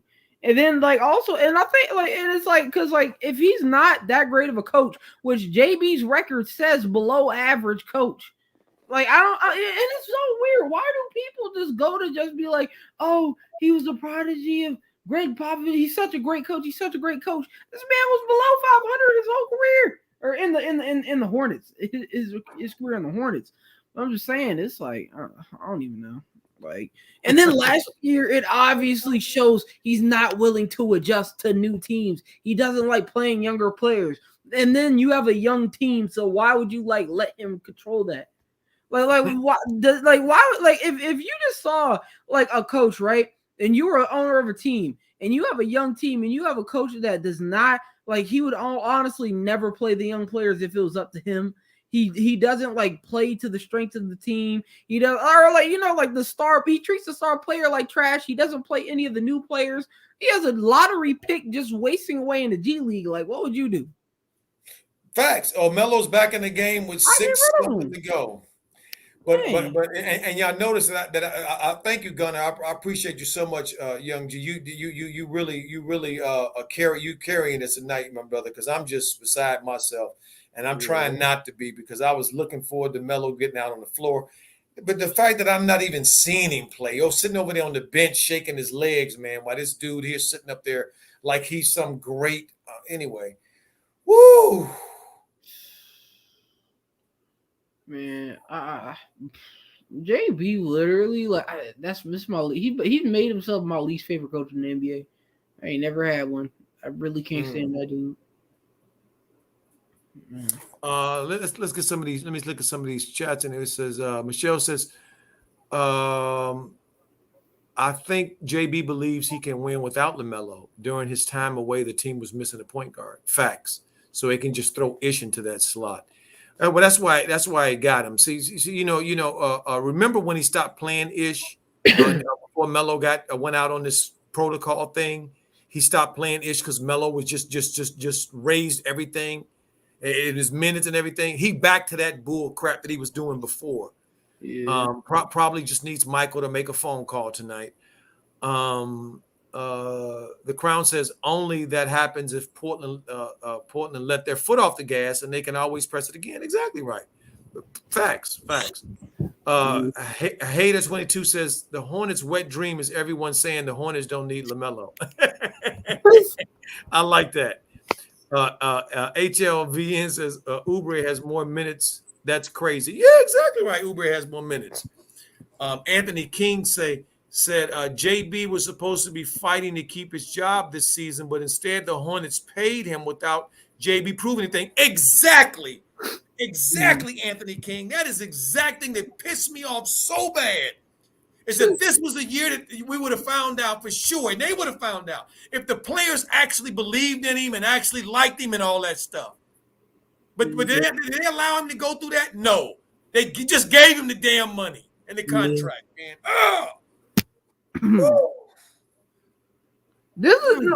Honestly, Michael Jordan got to be the worst owner of all time. And if LaMelo left and ends up starting to become a full-on superstar or win rings and stuff like that, that is literally I don't even know. I hope that just speaks volumes. I hope that's a stain, and they remember he lost of the biggest superstar they've ever had and treated him like garbage when he came into the league. Or let the coach treat him like garbage and didn't say nothing.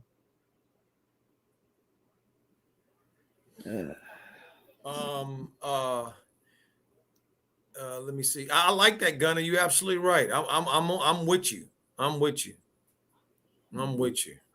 Because it's absurd. It's absurd that he is still monitoring this kid's minutes. Mm-hmm. Like he's a piece of china or something, and he gonna break.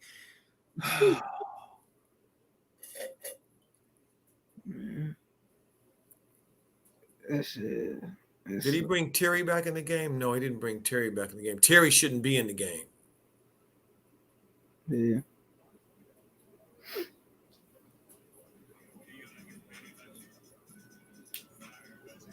Miles turned it over. Shucks. And then Oubre playing Ole defense. watch Ben McLemore dunk right in his face. Wow, these dudes sometimes don't show no doggone. McLemore's got 25 points, so he made 7 threes tonight. Wow. Hmm.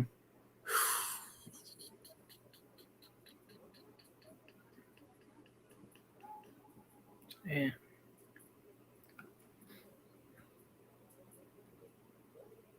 Now Melo cold as Chinese ice, shooting 3 for 4 from three. Just shot a 3. The thing was so hard because now he cold as ice. But and now he's supposed to come in and automatically just heat up like a bench player. Man, this dude is just don't understand nothing. Don't understand nothing. I hope Melo. If I'm hoping that he's on the press conference after the games. We can hear tonight, so I can hear what he has to say. I hope he fronts his ass, fronts him off. They probably do. Like he's the. I hope he does. He did it once before. I hope he does it again. Yeah. Well, like, what do you mean? Like when they talk after the game, or? Yeah, when they ask them questions and stuff at press conferences. Yeah, Melo will usually tell what's really going on. Yeah. Hopefully. Oh, there he is with a steal. There he is with a steal and a dunk. Oh, See, wait, Melo. not even allowed to be in the game to do that. Dude is leading. Is in the top.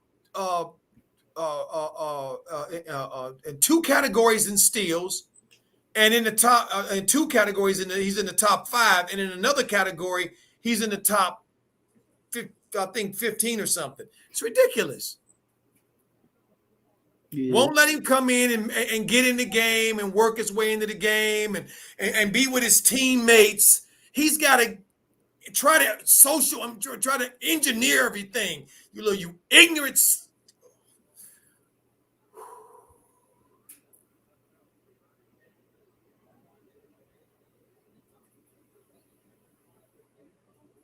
115 to 99.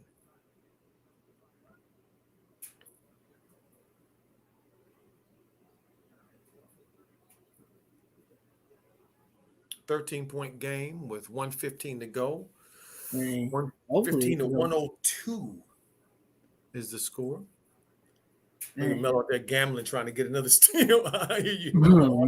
Y'all got to do something. Y'all got to get some stops. If y'all got any chance of coming back at all, you got to get at least a couple of stops and get some baskets on the other end, so that the other team can at least have something on their mind other than just playing free. I want to be free.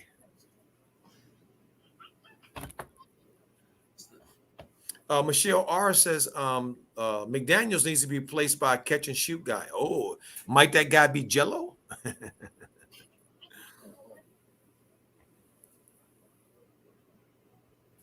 There you go. They got a steal. Here you go, Melo bringing it down over to Oubre. Oubre, just shoot the damn ball. What are you pumping for? Dang. What you pumping for? If Melo throws you the ball in rhythm, shoot the ball. Googly Chinese goo. They ended up. Miles ended up making this extra pass. Nice movement by Cody to run to the open spot. Yeah. See, there's so much that Melo would do if this dude just leave him alone, get out of his ears, stop trying to micromanage him and think he knows what the hell is going on, and just guide. Can you just guide and help, dude? Wow, you cluck. Woo. Yeah. What a cluck, man. God dog a frog, man. And this stuff is just so infuriating. I mean, watching this crap decades after decades, these dudes that come out of nowhere and they give them the keys to our boys' lives and they do nothing with it. Yeah. Except try to mess us up.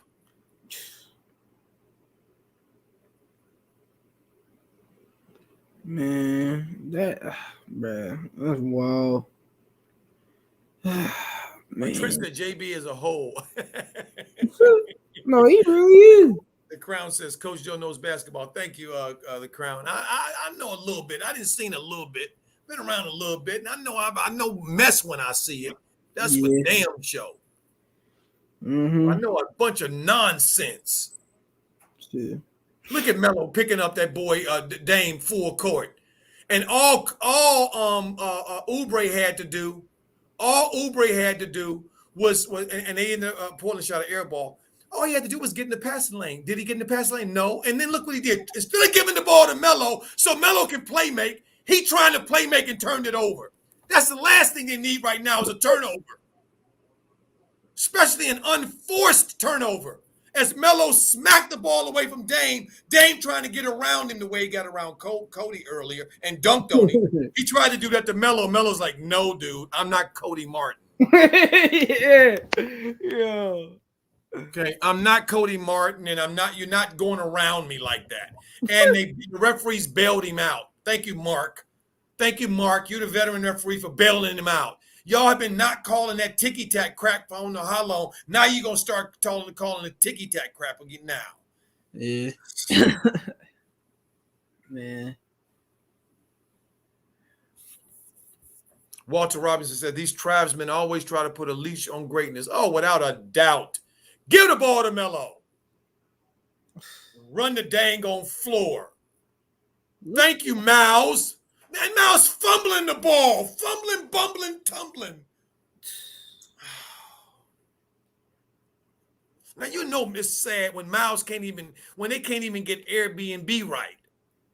Yeah. On a play. Come on. Can't get Airbnb right. Man, typically they got like synergy, but like it's just one of them games. It's kind of weird because it's like, I mean, there's 3 minutes left, so a lot could happen, but it just kind of feels Look at like Melo. Look at Melo creating something out of nothing with the Magic. Oh, what he do? Let me see. 21 on 8 of 14 from the field. Mm-hmm. Better than 50%. And that's huge for a guard. Yeah.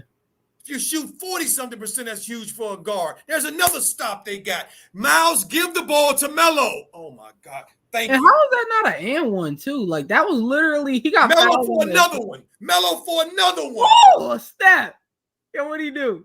108. You'll see. 108. Oh, my goodness. 117. Oh, my goodness. 9-point game. There you go, Kelly. Oh, Kelly, that was your. What'd they call? They said he hit him in the head? What?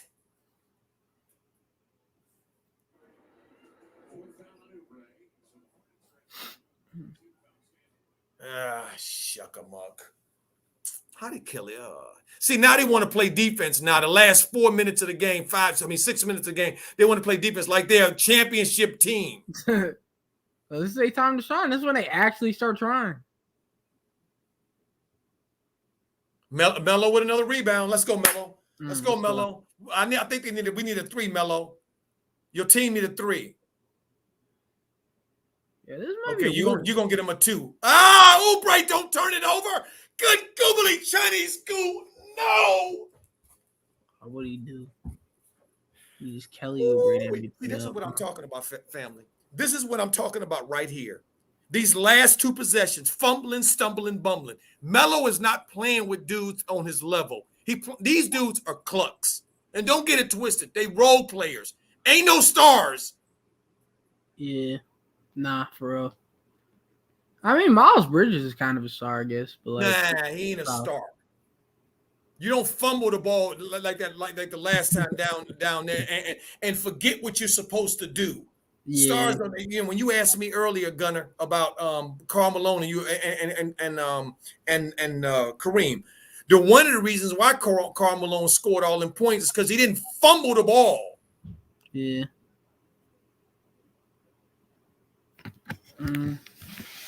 Dame just missed a free throw. 90% free throw shooter just missed a free throw. Okay. That's a good sign. It's still a 9-point game, family. If Dame ain't gonna miss 2 in a row, but it was right there for him. It was right there for him. Them 2 turnovers killed them because that's nothing. Those are empty trips. Look at Yeah. Melo out there dancing on. Look at him out there dancing on. Look at him out there dancing. And took it in and almost dunked it on him. Whoa! Get him, Melo. Get him. That's right. Show this JB what he would. Show everybody what this JB really is. What a fraud he really is. And how mediocrity hates greatness. Give the ball to Melo. There you go. All right, Oubre. It's a 6-point game, family. With 1:17 to go. Yo, LaMelo Ball is just going off, man. I wish he was doing this the whole game. Like if he got listen, Gunner, we saw him on the bench. You can't do it on the bench. Look at him just deflected the ball away. Another deflection. There you go, young boy. There you go, young G. That's what I'm saying. I'm just saying, like, once he gets out of Charlotte, like, or hopefully he does. It seems like when they get rid of Borrego. When they get rid of Borrego, once Borrego's out of the picture, I can't wait to see what Melo's gonna do. Melo's gonna because he can stay in Charlotte. He just need to get rid of Borrego, who don't know what he's doing. Clearly don't know what he's doing. Because he thinks in his mind, he thinks he had to put Melo on the bench and bench him to get Melo to play like this. That's what he actually thinks. Yeah, it don't even make sense. It's like weird. It's like he actually thinks this. Man, it's like he hates him so much deep down that he don't even understand. Like it just like affects everything he does. It's like it's such denial that he probably just is a hater. That like it's just that like he's like, oh no, it was because of this reason and that reason and whatever excuse. But it's like it's obvious. Yep. Because it's like, I don't know, a single LaMelo Ball fan that's like, yeah, James Borrego's great for LaMelo's career. Game over. Ben McLemore, who they let get off early in the game, just hit his, I think it's 8th three. His 8th three? He was shooting 8 threes and they didn't try and stop. And he's a bench guy, and he's a bench player. A dude on the bench shot 8 threes. I think he just hit his 8th three. Michelle R said, Coach, how is it that whenever Hayward was hot, they kept feeding him? Why don't they feed Melo? Woo, that's a $64,000 question, Michelle. You're absolutely right. I think you just answered the question you got that. You just got your answer with the question. Yeah.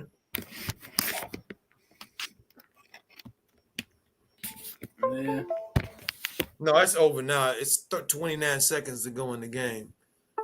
But you know, it is the thing. We can't start asking for things to go your way now. I mean, the game is over with.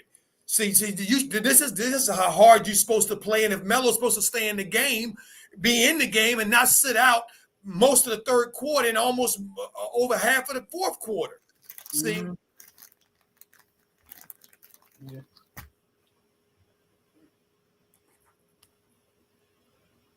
That's a shame. Yeah, and there's 30 seconds left. Like, I mean, that's some time.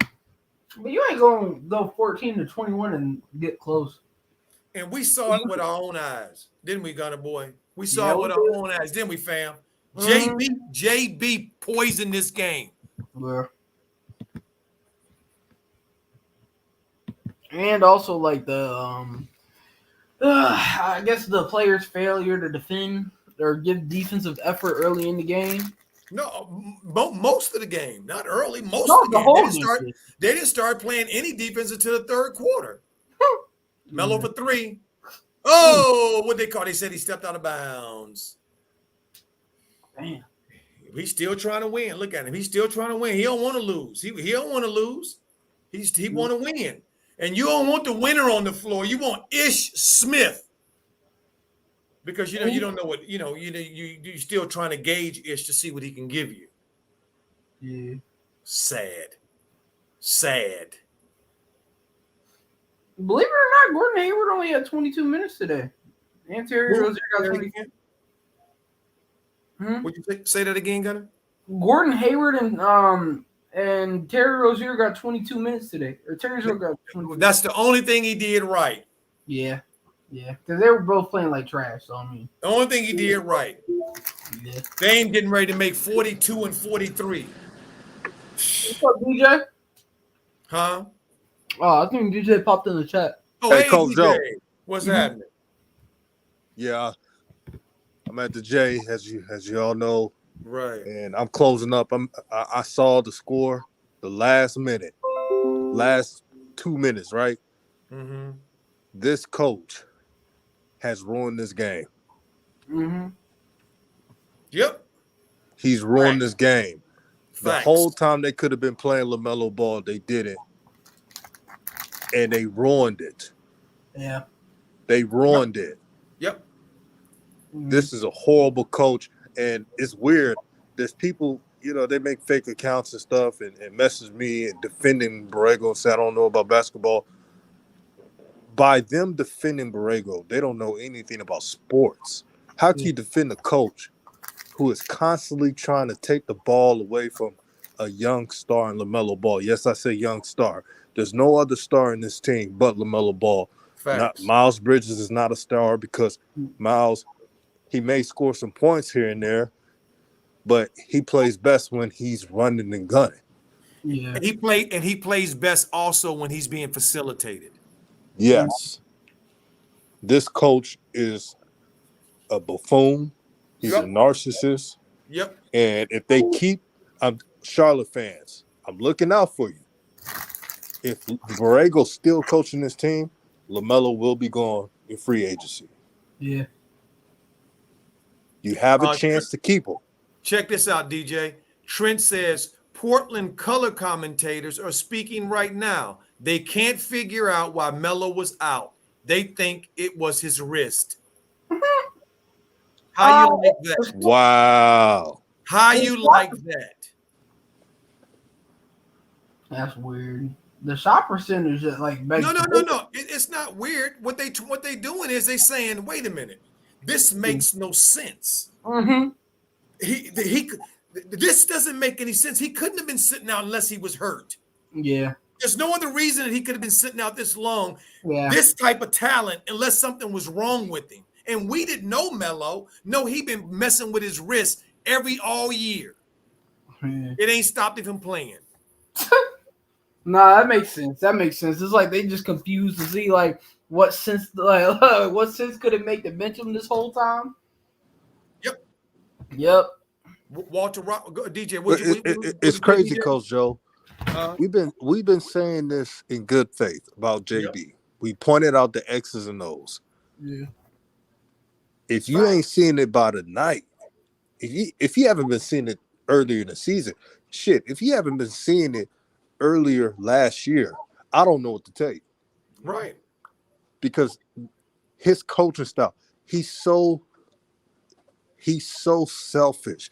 He will stay in the zone knowing that the zone is getting beat down like a drum and still stay in the zone because his ego says, I do it my way.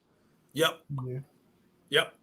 Also, DJ, he'll have a little bit of success with a certain group, and he'll keep riding them like they're supposed to, like he can ride them forever. The horse then turned into glue, and he's still on the back of it talking about, come on, you can make it. 5 more yards. 5 more yards. He's so dumb, it's ridiculous. He has no feel for the game at all. You know what's bad? And shout out to Trent. Shout out to everybody supporting Raw Truth, man. Mm-hmm. Trent says, and Melo still dropped 27 points in 28 minutes. In 28 minutes. Yeah. You know what's crazy? I talk to my kinfolk about sports. They're fans of other teams. And whenever they watch LaMelo play, and it's on TNT or ABC or something, they will always say, why is this coach barely playing their star player? They're not even fans of the Charlotte Hornets. Mm-hmm. They hit me up saying, man, what's with JB? This is the coach name, right? What's with James? What's with his coach? Yeah. Right. Sitting them down too long. Right. We're like, DJ, isn't he supposed to be the franchise player? I said, why are you asking me that? Well, they ain't playing him like it. This is what people say who are not fans of the Hornets. Yeah. This coach is ruining a good thing. You got a Mercedes-Benz right there, LaMelo Ball, Mr. One of One. And you're trying to ruin. You got a Maybach there, DJ. Oh, that's even better. Yeah, that's even better. You got a Maybach. Like said, Borrego is throwed. You know what's funny, though? I like one of my best friends is like a LaMelo Ball hater, right? And he literally said, he was like, I watched some of the games. You ain't lying, bro. They that coach really must hate him or something. Like, he was laughing about it. He was like, what the heck? Like, it made no sense. But He Gunner, was we the like- bad guys for pointing out that this coach doesn't have the best interest for LaMelo. What's wrong with telling the truth? For those who are listening, is it wrong to tell the truth? In this day and age, yep, Yeah. it's dangerous as hell to tell the truth because so many people want to hear lies. So many people want to hear lies, don't want to hear the truth. Even when it's right in their face, they don't want to hear it. Don't tell me. No, I don't want to hear. La, la, la, la, la, la, la, la, la, la. I'm not listening. I'm not listening. Bro, that's facts. See, Wow. They don't like the truth, DJ. They run like roaches when the light come on.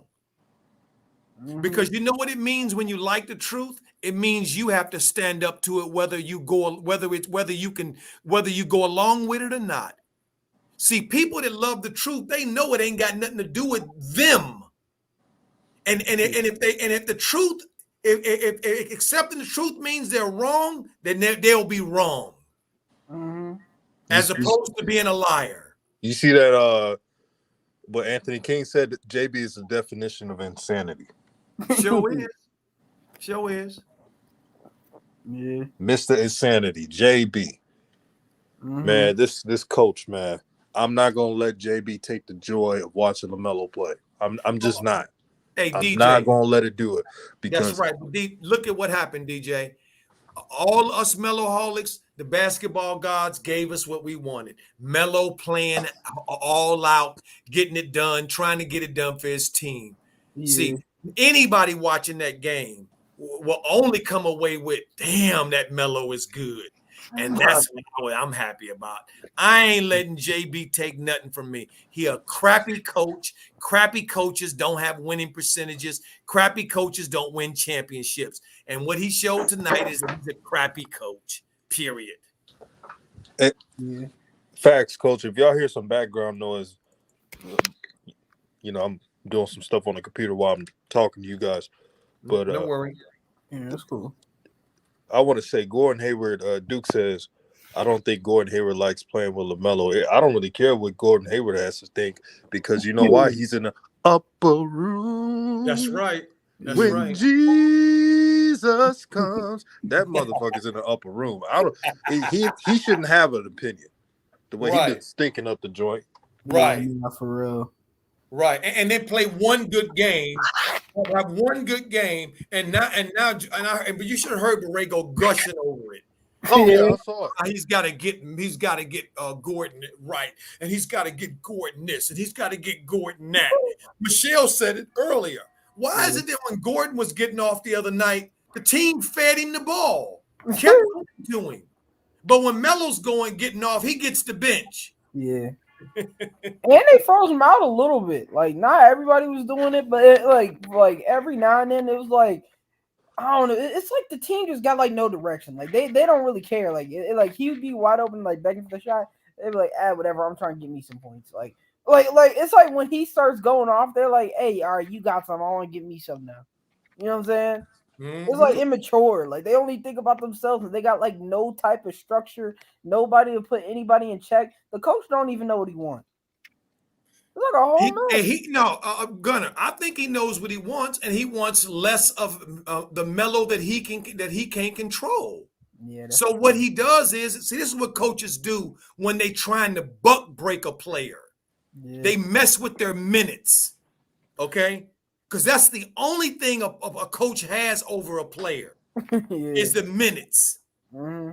And Melo's not at the stage in his career yet where he will just override him during the game, like LeBron will do, or like Paul George will do, or like Dame will do it too. Well, he might not do it to Chauncey, but some of them dudes do it. You know, they decide when they come in and out, or in out or not. So Melo ain't there yet. But this is what I find illuminating, family. When I look at the box score, LaMelo made 11 shots, family. Yeah. 11 shots. You know how many shots Dame Lillard made for his team? 12. Dang. One more shot than Melo. But he got 43 points. But he got 42 and Melo had 27. Why? Because he made 6 threes where Melo made 3 threes. But this what Melo shot. Melo had 27 points, 5 assists, 4 rebounds on 3 of 5 from 3 and 11 of 17 from the field. Okay. 11 of 7. And what did he shoot from the free throw line? And 2 for 2 from the free throw line. And only played 29 minutes. Miles played 38 minutes. Yeah. And Terry played 23 minutes and did nothing on 1 for 10. Man. Hey, Coach Joe. Yes. Let me read this real quick and also donate to Coach Joe. You see it on the screen. What he's preaching right now, not too many people are going to keep it real, just like what Coach Joe was spitting this whole string. So you see the Cash App, $ base cap, great brother. I mean, he's teaching right now. Shout out to Crown. He said, salute to Coach Joe and DJ. Y'all one of them ones. Greatness recognized game. Hey, thank you, my brother, man. This is what Raw Truth is all about. Thank you, Crown. And JB, brother, if you are a brother, Sure.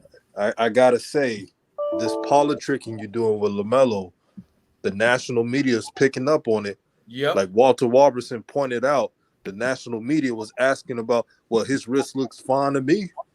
Yep. This is what they said. That's right. So you keep playing with LaMelo's minutes and trying to psychoanalyze. That's the key word, psychoanalyze the situation. It's going to get exposed. And you're lucky that the Charlotte media is hush-hush because they on payroll. You know what the game within the game is. Facts. Too afraid to ask tough questions. Facts. Facts. Or they get and only one, but I gotta say this, DJ. Only one over them sometimes will. Rod Boone sometimes will ask a tough question, and the dude from Greece, Cristobal, whatever his name is, he'll ask a question and pretend like he don't know that it's a tough question because of the accent. I love how he manipulates when he does it, when he answers. Yeah, shout out to those two, the only ones. Everybody else did nothing but bootlickers. Bootlickers. That's it. Just bootlickers. Well, butter biscuit chasing media members who can't even ask a simple tough question. Facts. Facts. DJ. I'm not gonna let this dude steal my joy tonight. Oh no. I'm a smile when I get off this. I'm gonna do a little dance in my apartment, in my house. I'm just gonna do a little dance and just rejoice in the fact that Melo came back and that he looked like himself. He looked like himself. He did his thing tonight. Irrespective of that clown over there trying to derail him. Because that's what he hoped. He hoped that he got. I'm gonna tell you what he was thinking. He thought that by him punishing Melo, which that's what he was doing, punishing him, by keeping him on the bench, that when he got in, Melo was gonna be different. When really it just made Melo more aggressive. Yeah, he did. He really did. See, shout out to LaMelo's father, LeVar. He prepped him on this shit. Yep. Facts. And told him, do not let these coaches take your joy. Remember what I taught you. Whatever minutes you get, you take advantage of it and you give it the best you got. Look at Jello. Jello had 15 points in 14 minutes. It's all because of what the father has taught them. Facts. When you get low minutes, you're supposed to make the most out of it and prove a point. That's mental fortitude. That's mental toughness. That's manhood. Facts. Facts. Yeah. See, and JB's time is coming. His time is coming because as you pointed out and Walter Robertson pointed out as well, the embargo on the Ball brothers has broken. Okay, there is no embargo no more. The rest of the basketball media world recognizes Lonzo's contributions down in Chicago and Melo's contributions here in Charlotte. Okay, so Borrego's on the clock. Mm-hmm. Jordan gonna find himself having to pay quite a few people who are not employed because of bad contracts. But he got the money, so I'm not gonna worry about it. Yeah. Douglas Golden Child, man. Man, where you been, my brother? Salute to you, man. He said salute to DJ Ron Cut True and Coach Joe. LaMelo Ball cooking, but JB's terrible. He got to go. He got to leave, man. This is Charlotte fans. If you really want to keep LaMelo Ball, trust me, trust our words. If Borrego is gone and you substitute it with a coach that believes in this game and not these coaches that plays raggedy players that are in a upper room. Yeah, if you get those busters out the team, then you can see him stay with the Charlotte Hornets. Trust me. Mm-hmm. But it's all up to management. Michael Jordan, speaking to you, are you going to use your mind, use your common sense, and take away that pride and admit that you messed up with Gordon Hayward? Mm-hmm. All will be forgiven. Trust me, I will forgive Michael Jordan if he trades Gordon Hayward. Yep, me too. Me too. But I will say he got to fire time, Borrego brother. to me. Yeah, no, he got to fire Borrego. Borrego got to go too, though. Yeah. And the reason he got to go, DJ, is because Michael knows what it's like to play under a coach that's holding you back. He got his fired too. So if he don't get rid of Borrego, that tells me that he just player hating. Yeah. Right. Nah, because Borrego's just violating. If he get fired, like you should expect, like I don't even know. They've been letting him get too much like freedom to do whatever he wants.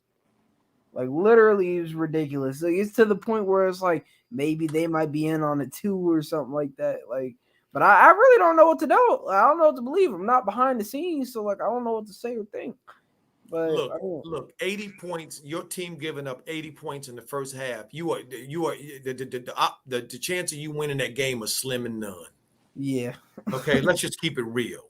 You can't give up 80 points in the first half. Yeah. And call yourself a good team. I know most coaches will be fired, and this is how much privilege JB got. Yep. Most coaches would be fired giving up 80 points and a half and keep doing it. He keeps doing it. But I'm going to see with this one here because Melo, to me, every one of those baskets, he looked like he put a little extra in it to make sure he got him. Like when he was going through the traffic, he looked like he was holding on a little tighter and had it a little closer to his body to make sure when he got to the rim, he didn't overshoot it one time. And remember, family, Melo was having issues with finishing at the rim. Okay, let's keep it real. He was missing a whole lot of layups. He didn't miss one of them layups down the stretch. Not one. And see. Shout out. So he wanted to make it clear to everybody that's watching that dude is the problem. Yeah. Oh, and that I was a can't message, wait till Coach he Joe. get to the press conference, DJ. He gonna be on the presser because he let him in scoring and everything. Yeah. Hello? Oh, are we here? Oh, baby. I want to say shout out to Walter Robinson for help growing this channel out, for donating the $5 to the Cash App, not the Cash App, but the Super Chat. Also, make sure to give back to the OG Coach Joe. The wisdom, again, he's spitting this game out here. Not too many, I'm going to keep saying, not too many YouTubers are keeping it this raw. And it's nothing against them. It's just that this is very special. JB has gotten away with lack of criticism because he's protected by the elites of the Hornets. Yep. Yeah. And I want to tell the Hornets this: I don't want your press pass. You would never shut up raw truth. Facts. Mm-hmm. You can take that press pass and never mind. Exactly, DJ. Shoot, don't tell Selling me what to say. right, sell our soul to anyway. As we always like to say here, DJ, at the end, we appreciate everything and appreciate you so much, DJ, for what you do and for providing this platform for me and Gunner Boy to get on here and do our thing. Gunner Boy, Yeah, what you think, Gunner Boy? What you think, Gunner Boy, about your first game back, Gunner? I mean, hey, I'm glad to watch Melo go off. It was kind of weird. It's like I ain't never thought in my life like my favorite player getting 27 points to be boring. But it's like, or like not boring, but it was just like it just had me more frustrated than happy. You know what I'm saying? But I mean, that's how it is when it comes to blowouts. You know, it happens. But like, hey, we gonna get it back. I'm happy to be with Coach Joe. You made this game like fun. It's always fun being up on here on the podcast. Thank you to everybody in the chat. Thank you to DJ and Coach Joe, like for allowing me to be up here and like making like the co-hosting job like awesome. Like yeah, it's lit. great. That's great, Gunner. Thank you so much too, because Coach Joe, when DJ told me that you were going to be on it, I said, "Excellent, great. I can't wait." So good to hear your voice and see you. I can't wait for the next opportunity that we get as well. To the chat, thank you so much, family. To all of you know who you are. You guys mean so much to us here at DJ's Raw and Cut Truth, Raw Truth. I mean, you guys are so wonderful, and we appreciate your donations, your cash apps, your presence. For those that are listening at work and so forth and so on, we appreciate that so much, so much, so much. To the Mellowholics in the house, hey, we back. Our boy looked good tonight, didn't he? Yes, Our sir. boy put in work Yeah, tonight yeah. at 27 in a pedestrian way with that hater trying to get in the way. Get Hey, out the Coach way, Joe, hater. can I say this, Coach OG? Yeah. Even through the loss, I can say that JB, you can never take this joy tonight, because what Lamelo proved is that the only one that can stop Lamelo is you, JB. Yeah. And not even him at this point. Well, no, him because he can control his numbers. He control the Yeah. minutes.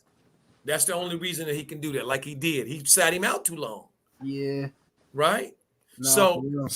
So we recognize the nonsense, and Mello. We again, us Mellowholics, we are happy and overjoyed with the opportunity to see Mello again, because again, we know at any moment he could be out. This is not a guarantee. We can't take this for granted that we're gonna see him just because the schedule says.